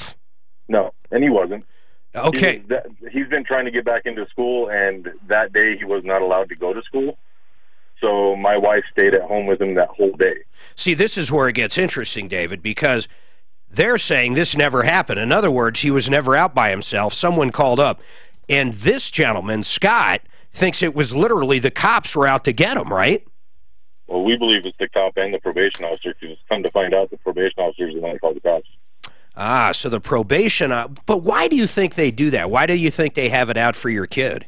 They, whenever he was released this last time, the probation officer and DHS did not want him released. They want him committed to jail for 2 years. I got you, and the judge let him out. So what happened? What's the update? You guys ended up going in front of a judge. When was it? Last Friday? Yep. And what were you going in front about? About them pulling the probation so he'd go to jail? Last week he was arrested for supposedly not registering after he was supposed to... the bond release from this last time said that he was supposed to register, supposedly, which it did not. This is crazy, too. Listen to this, David. So when you go to jail, okay, that is where you live. So you register as a sex offender in jail. when he left the jail, he was supposed to re-register, even though he was going back to the same house. Remember, he was only in jail 30 days. So they arrested him for not re-registering, which no one in their right mind would ever know. I mean, how would you know you were supposed to do that? So they wanted to get him thrown back in jail for not registering as a sex offender coming out of jail, right? Correct. So what happened? What did the judge say? The judge said that, why is this boy back in my courtroom? There's no probable cause, no warrant, and no reason for him to be here. The DA and the probation officer stood up and said he was supposed to re-register. According to the bond papers, we read the bond papers to the judge, and nowhere in the bond papers does it say he's supposed to re-register. We didn't even know that they registered him while he was in for that 30 days. Yeah, they weren't supposed to do that. Yeah, so, well, I understand kind of what they're saying. You know, you get thrown in jail in one town, you're literally moving, and you've got to register, as weird as that sounds. And then when you get out and go home, you're basically moving again in most circumstances, so you'd have to re-register. But it is weird that he never really left your house except to go to jail. It's not like he was moving across town to re-register somewhere. Exactly. So the judge threw it out. They said, forget about it. Did he scold the DA or the cop? They looked at him and said, there's no probable cause, no warrant. And the DA stood up and said, well, there is probable cause because there's probable cause. And the judge looked at him like in shock and was like, there's no probable cause. This boy is to be released immediately. And I am just very disgusted and very disturbed on how you guys are treating this child, and along with DHS and probation. That's unbelievable. You know, I'm glad to hear it. Here's what I really hope, though, Scott. I hope you can keep the kid out of trouble, man. I really do. That's the whole thing. This thing, he didn't do anything wrong for this last time. Yep. And I even went to the police station right after they arrested my son and told him that there's nowhere on the bond paper that he's supposed to re-register. And then they started throwing out, oh, well, this person says this, and this other investigator from Greeley said he was supposed to re-register, and I said, well, he didn't tell us, and there's no paperwork. That's absolutely insane. Just keep him out of trouble, though, man. It sounds like you guys are doing a good job now. It looks like the judge is at least understanding what's going on and that was some kind of baloney. And honestly, I got to say, I'll say this, I was kind of on the other side of this up until I heard this update from the judge. I think the kid probably was out. I was really thinking that, and I was thinking maybe he was supposed to re-register, and damn it, the parents should have read the paperwork and re-registered him. But if it wasn't on there, Scott, I owe you an apology. I really thought whatever the instructions would be on there. And Dan, you brought something up off air. I'd say that there's people out there that need to be on the sleaze brigade, like that DA and so. I mean, they're ruining this kid's life. Yeah, it is. It's true. All right, Scott, I appreciate the update, man. Anything in the future, reach out to us. We want to know what's going on. Thank you. You're welcome. All right, 303-713-8255, one line open. How about Pro Auto Care? Free car clinic, April 14th. Now, wait a minute. Tons of swag. Freebies. Al, what are the freebies? Hey, so we do this from time to time, and what we do, we get all of our vendors to just give us crazy stuff. We've gotten jump boxes, jackets, cups, jumper cables. We've got little radios. I mean, we're collecting all this stuff, so there'll be plenty to go around. But let me tell you what we're doing and why we're doing it. Do it. So it's National Car Care Month for April. And no man, come on, I tell everybody about it special, but we want to do stuff that helps the community. And this is centered around young people and their parents, okay? We want to talk to them about things that happen in that car. Check engine lights. Come on, what do you do? What happens if the car don't start? And it's kind of a really informative piece. The basics.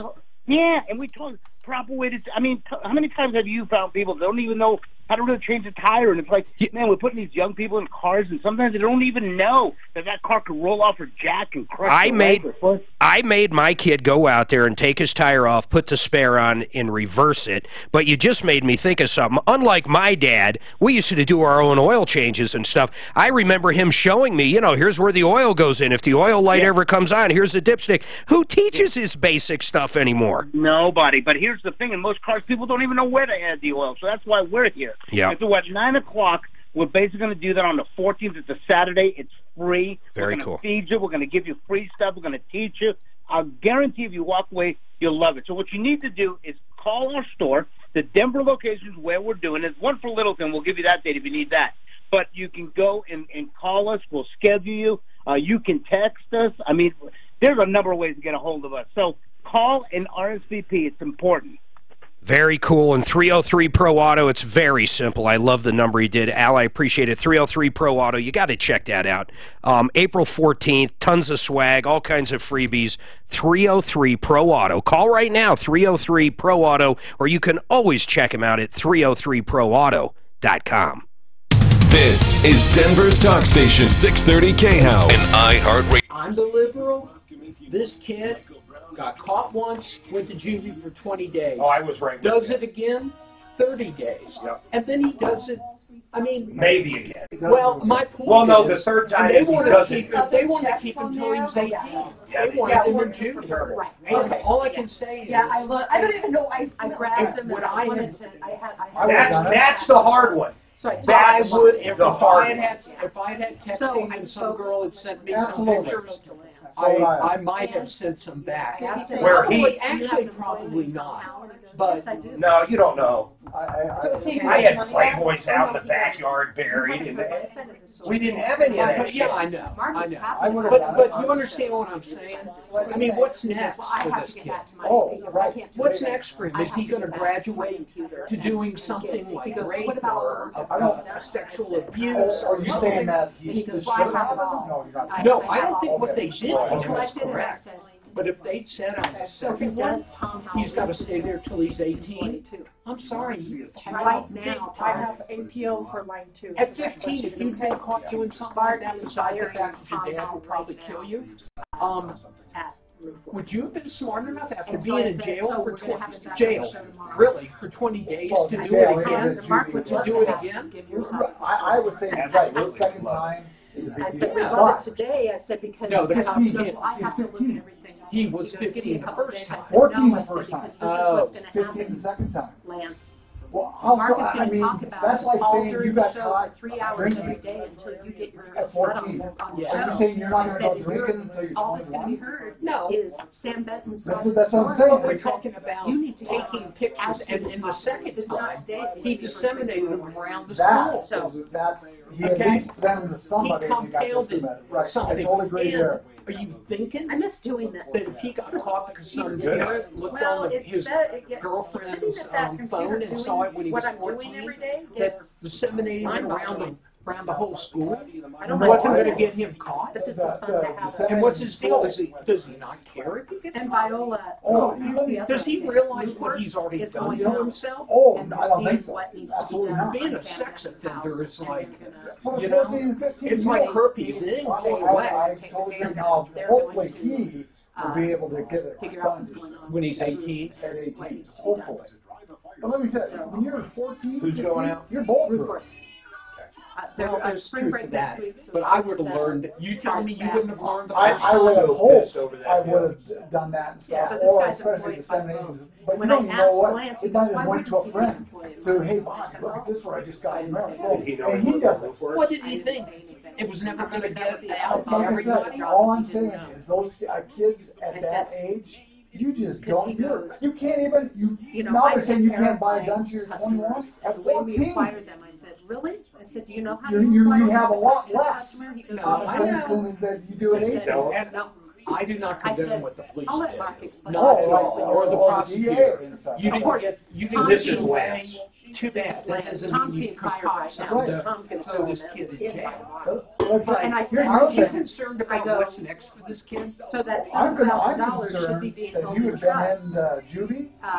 Under the You're exactly right. contract Would have trust happened act. if you He said, said what the it hell wasn't, matters? and I said, I'm just done. My verifying life that is, it's there. you know. Yeah. Because it I needs said, to be. you think prison is. But it sounded to me like Cures no people? work had Hell been done no. on the roof at all. It's not intended to. He goes, I've been out there It should 2 be. times. It's to protect Never other has. It should be. It should be. He said, I I've think been they- out they there shouldn't 2 even let- times. So you're saying you wanted to fix Charles Manson? No. Somebody like that, what I'm saying is somebody who gets out on early release from prison should have a skill, and prison should be able to allow They them used to do that, have a though. skill. Yeah. They can dig ditches. That's gonna skill. Haven't you seen, what's the one where he eats the pickled eggs? Huh? We were just talking about What is that? Cool Hand Luke. Cool Hand Luke, baby. But it's also, All right, we have got some updates coming. We're going to go back to this Roof Works. I also have Brian Gray with APO Financial. I had a question for him on a caller. We're going to go to Chris, too. But first, Genesis Total Exteriors. These guys are great. I got to tell you something. They've got these passive solar windows you can put all over your house. Imagine that. Not only do you have rooftop solar in the back, but you actually have windows. And these windows cost about the same as a good quality window. So it's not like they cost more, and you can reduce your energy bill. But really, Mark does all kinds of things. On the outside of your house, siding, windows, gutters, painting, fences, and decks on the inside. He can redo your kitchen or design your basement, your bath. Large and small additions. GenesisTotalExteriors.com. Give them a call. They'll come out, do a free quote. It doesn't matter what it is. They do everything. No job too large. Ready for the number? 303-679-8509. 303-679-8509. David, real quick, and then I promise I'll go to Brian. You and all three of us were talking during the break, and I felt the exact same way you did. In fact, I feel still that kid... you know, he got in trouble. He got in a lot of trouble. He was pulled out of his house for 20 days, went to juvie, did it again a year later. He didn't exactly learn his lesson, and then found himself in trouble again, but the judge found on his side then. I think he's probably going to get in trouble again. I hope he doesn't. I swear I hope he doesn't. But it brings up a very interesting thing. If that technology was around when I was 14, that's how old he was, or 15, I'm thinking back to the day, actually I was even younger, but I'm thinking of playing Truth or Dare, or whatever it is, show me yours, I'll show you yours, when I was 9, 10 years old with the girl next door. I mean, my God, honestly, that was pretty general. Or you have Playboys out in the fort, and all the boys would look at the Playboys. So I don't know if that technology was there. How I can't put myself back into the 14-year-old, 15-year-old. If you had a girlfriend, 14, 15, and she sends you a picture, and you send her one back, next thing you know, you're in the system forever. I don't know what's right or wrong. Well, okay. Go ahead. First time, okay. He made a mistake. Agreed.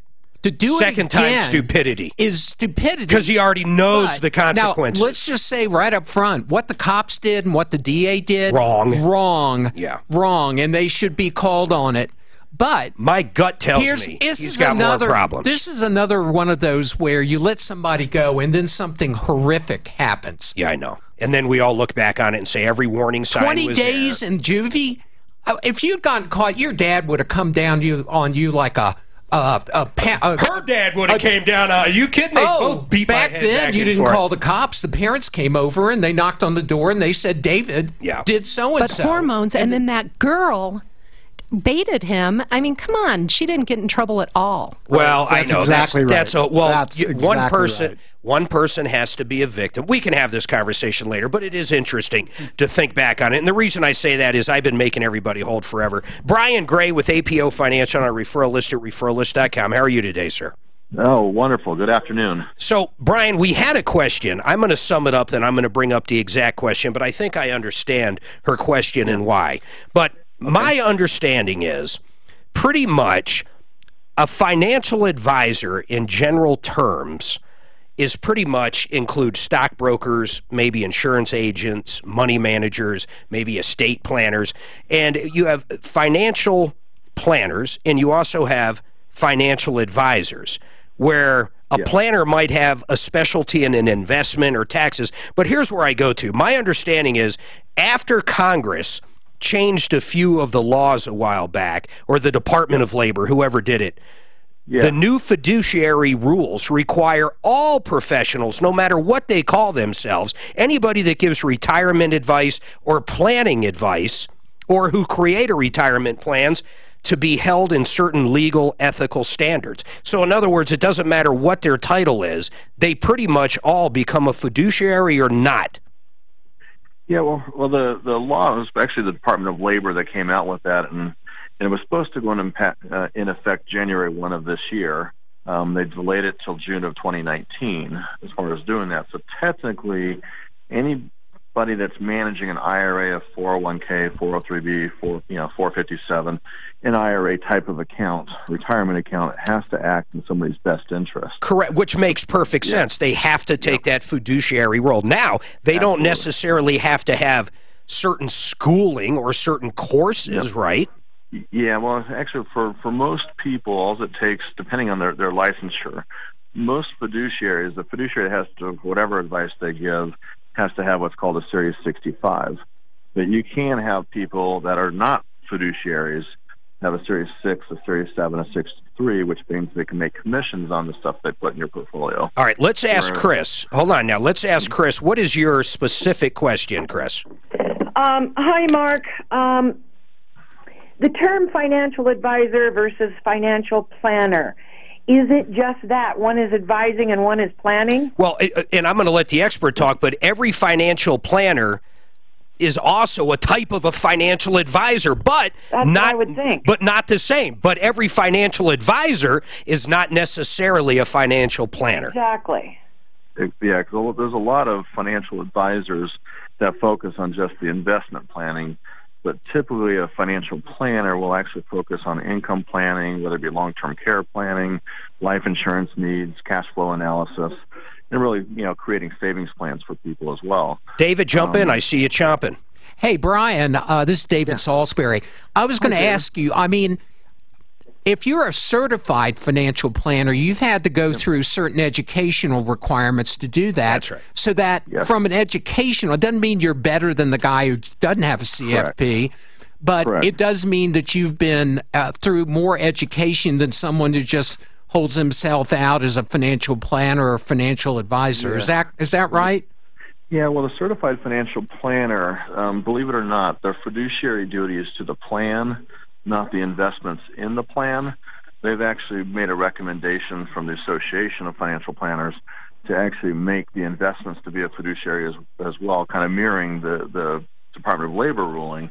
But today, as of today, right now, certified financial planners do not have to be a fiduciary as it relates to investment advice, only the plan. As of right now, but I got to say this, I like the rule change. I didn't realize it didn't take effect yet, but because think about that, David, if you're in charge of someone's money, no matter what you want to call yourself, you've got to look out for them, their best interest, and that's how it should be. Hey, I got to wrap it up, though. Chris, do you have any other quick questions? Just real quickly, so then a planner can act as your portfolio manager. They can also as well, yes. I would call, listen, Chris, you've got so many good questions. I swear I want you to call APO. Would you just call up and talk to Brian, please? Spell it for me, Mark. Brian Gray, it's with APO, Apple People Only, I don't know, 720-588-2000. 720-588-2000. They've been on the referral list forever. These are the real guys. Just talk to them. They're going to make you money. Just talk to them. That's all I can tell you. I appreciate you coming on, Brian. It is a great question she had. All right, 303-713-8255. You know, the Raleigh house, we talk about, well, we were talking about that kid who definitely had some problems, the sexting. But a lot of people you might know in your lives, whether it's your spouse, whether it's maybe a neighbor, whether it's your kid, whether it's anybody, your sister, your brother, they could have an addiction problem. It could be alcohol. It could be, God, I mean, the big ones now are drugs they find right in the medicine cabinets. These opiates are out of control. You know, you realize you can take someone making good money, get them hooked up on opiates, and they're homeless a year or two later. You know, some people can function for a while on with a serious addiction, but ultimately it never ends right. If someone in your family or a friend of yours needs help, Tom and I have created this number along with the Raleigh House for advice on how to talk to someone that is an addict. How do you talk to it? It's going to be different how you talk to your kid that's 17 than how you talk to your brother or sister that's in their 30s that's been on painkillers forever, but you can see there's starting to be an issue. There's lots of different triggers. Sometimes around Christmas it gets bad, but it could be marriage problems. It could be family problems, financial problems. These guys are real treatment. It's medically based. It's blood work. It's supplements. It's nutrition. It's group sessions. It's individual sessions. It's everything. It's environmental. If you want to learn how to talk to an addict that you deal with in your life, call the Raleigh House. 720-893-5559. They're never going to make that call. I'm telling you to make the call and talk to these people so you can communicate and do what's best. 720-893-5559, and you can find them on the referralist.com. This report is brought to you by Firestone Complete Auto Care. Or how about if you're a Granny Smith? I know. And now you're kind of a sour kind of person. Alpha, Kind of apple person. Papa, what is O? What did I say? Only. No, yeah, you said like apple. Alpha, Papa. Apple people only. People Yeah, only. apple people. But what is O though? It's Alpha, Papa. Oh, God darn it. Orangutan? No, Oscar. Oscar, that's it. I know. I'm like, oh. No, I do disagree on that kid. I mean, Really? I do just for a 15. No, but here's what maybe David is sensing the same thing. Remember, I've heard this story 3 or 4 times now. I think this kid has problems. I don't think this is the normal kid, because the normal kid doesn't get 20 days the first time. The normal kid doesn't do it again. Maybe there is more of that. I think there is. And I'm Even worried if there's- about the young girl there's that no you lesson. showed it to. The trauma that has been induced on her all those years. Well, see, like, they're going to be a lot stricter on a kid. If it's 2 kids that are really switching pictures, but this one's got a weird hole in it, they can only find pictures of him. There's no pictures of her anywhere. I think she, in both cases, is saying, I didn't send shit. I woke up with a dick pic. Yeah. Well, I'll tell you this. If you'd done that back then, you know, it's a good thing that you can take the screen and make it bigger. Yeah! I can't imagine can you imagine being able to watch whatever cartoon you wanted anytime on Saturday morning? Yeah. I would love But it. I think the funniest is Wiener sending his wiener. Oh, Now Underage that guy has a problem. He has a problem. After he did it numerous I times. can, this is the thing. I cannot imagine these young boys, especially. It's boys. You're right.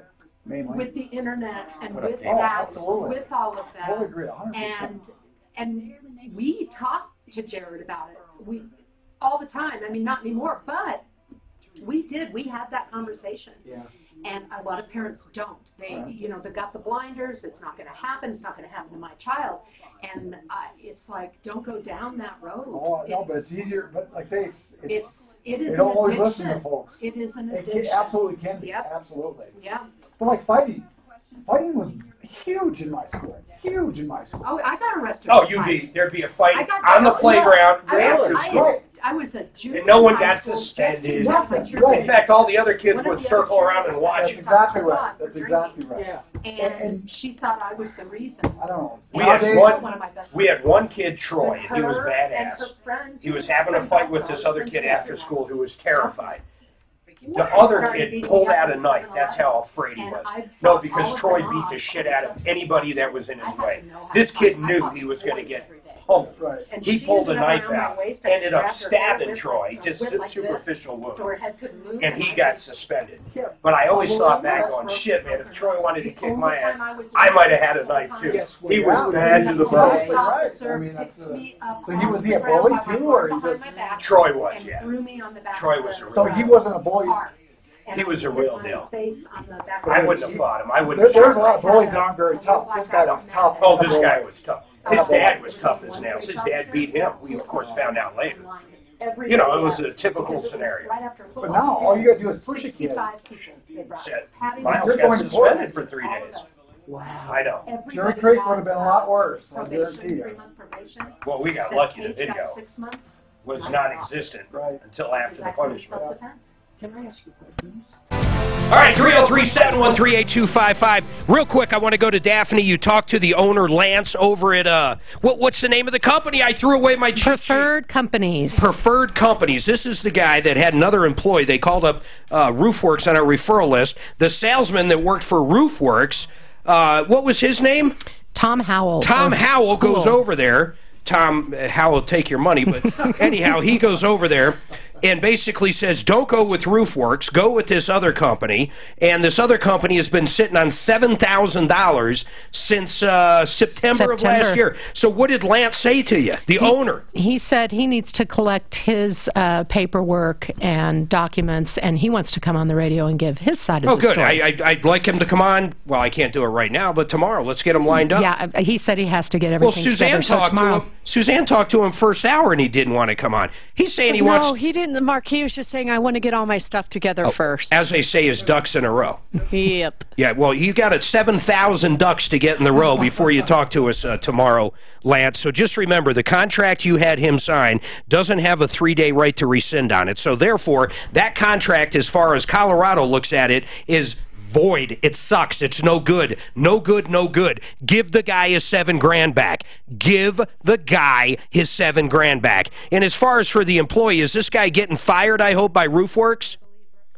I believe right now he is. And RoofWorks is a great company. I'd use them. And Lance at Preferred Companies did verify with me that Tom is an employee of his also. Yeah, well, can you imagine that? Ouch. 2 roofing companies, same employee. So they call up, this is what sucks, they call up one number, RoofWorks, on our referral list at referrallist.com, and RoofWorks sends a salesman out. That salesman is such a scumbag, in my opinion. He says, don't use RoofWorks, use this other company I work for. RoofWorks had no idea this salesman was doing it. I wonder if he does the same for the other company. Well, RoofWorks is stepping up, and they are going to go out, and they are going to look at Sam Beaton's home and see what needs to be done. Yeah, well, the first thing that needs to be done is this other company has to give that $7,000 back. So we'll stay on that topic tomorrow. I mean, that's exactly where we need to go. Teresa, what's going on? Teresa. Yes, hello? Yes, Teresa. Hi, Mark. It's my pleasure talking to you. My pleasure, too. Thank you. Well, I have a question. I think it's a simple question for you. Yes. And I'm thinking about siding on my house. Yes. And I spoke with a company representative. Its company name is K&H. Well, we do ads for them. They're great people. I've known Ted over there way before this life. I was selling Ted computers at K&H. He bought it from a guy that owned it for 35 years. That company is 60 years old. They're the best out there. Listen to this, though. Okay. Teresa, I'm not kidding. If you do something before the end of March, which is only a few more days, you'll get an additional 10%, and that's no hocus pocus. That's real 10%. Okay. Thank you. My question is, this gentleman, he told me I need to sign. I didn't sign anything. I don't pay yet anything. Sure. He told me I need to sign agreement. Yeah. And I need to pay deposit. Yep. Pay it with a credit card. They take credit cards for the deposit. Windows siding is a lot of times custom ordered depending on the color and the windows. You're always going to put a deposit down for the most part on those kind of products. Even if it's not people doesn't start yet, right? Yeah, on signing the contract, because they've got to order the windows and stuff, but use a credit card, Teresa. Credit card, okay. Yeah, use a credit card. First of all, they're not going to steer you wrong. I don't care who they are, though. If you use a credit card and it's a custom order, you know, we talk roofing and how Jay doesn't charge a cent till you're content. Well, it's not custom. They basically order roofing that they order all the time. It's not a custom thing. The windows for your house are going to be custom. No matter who you use, they're going to require some kind of deposit because they can't use those windows in other places. Teresa, they're a great company. If anything ever happened, I would take care of it for you. Give them a call. Folks, we are got to wrap this up and quick. I'll see you tomorrow. Only 5 days left until Carpet Mill Outlet's one-day only. So what are you feeling like? Stomach? Went and saw Hamilton last night. Was that good?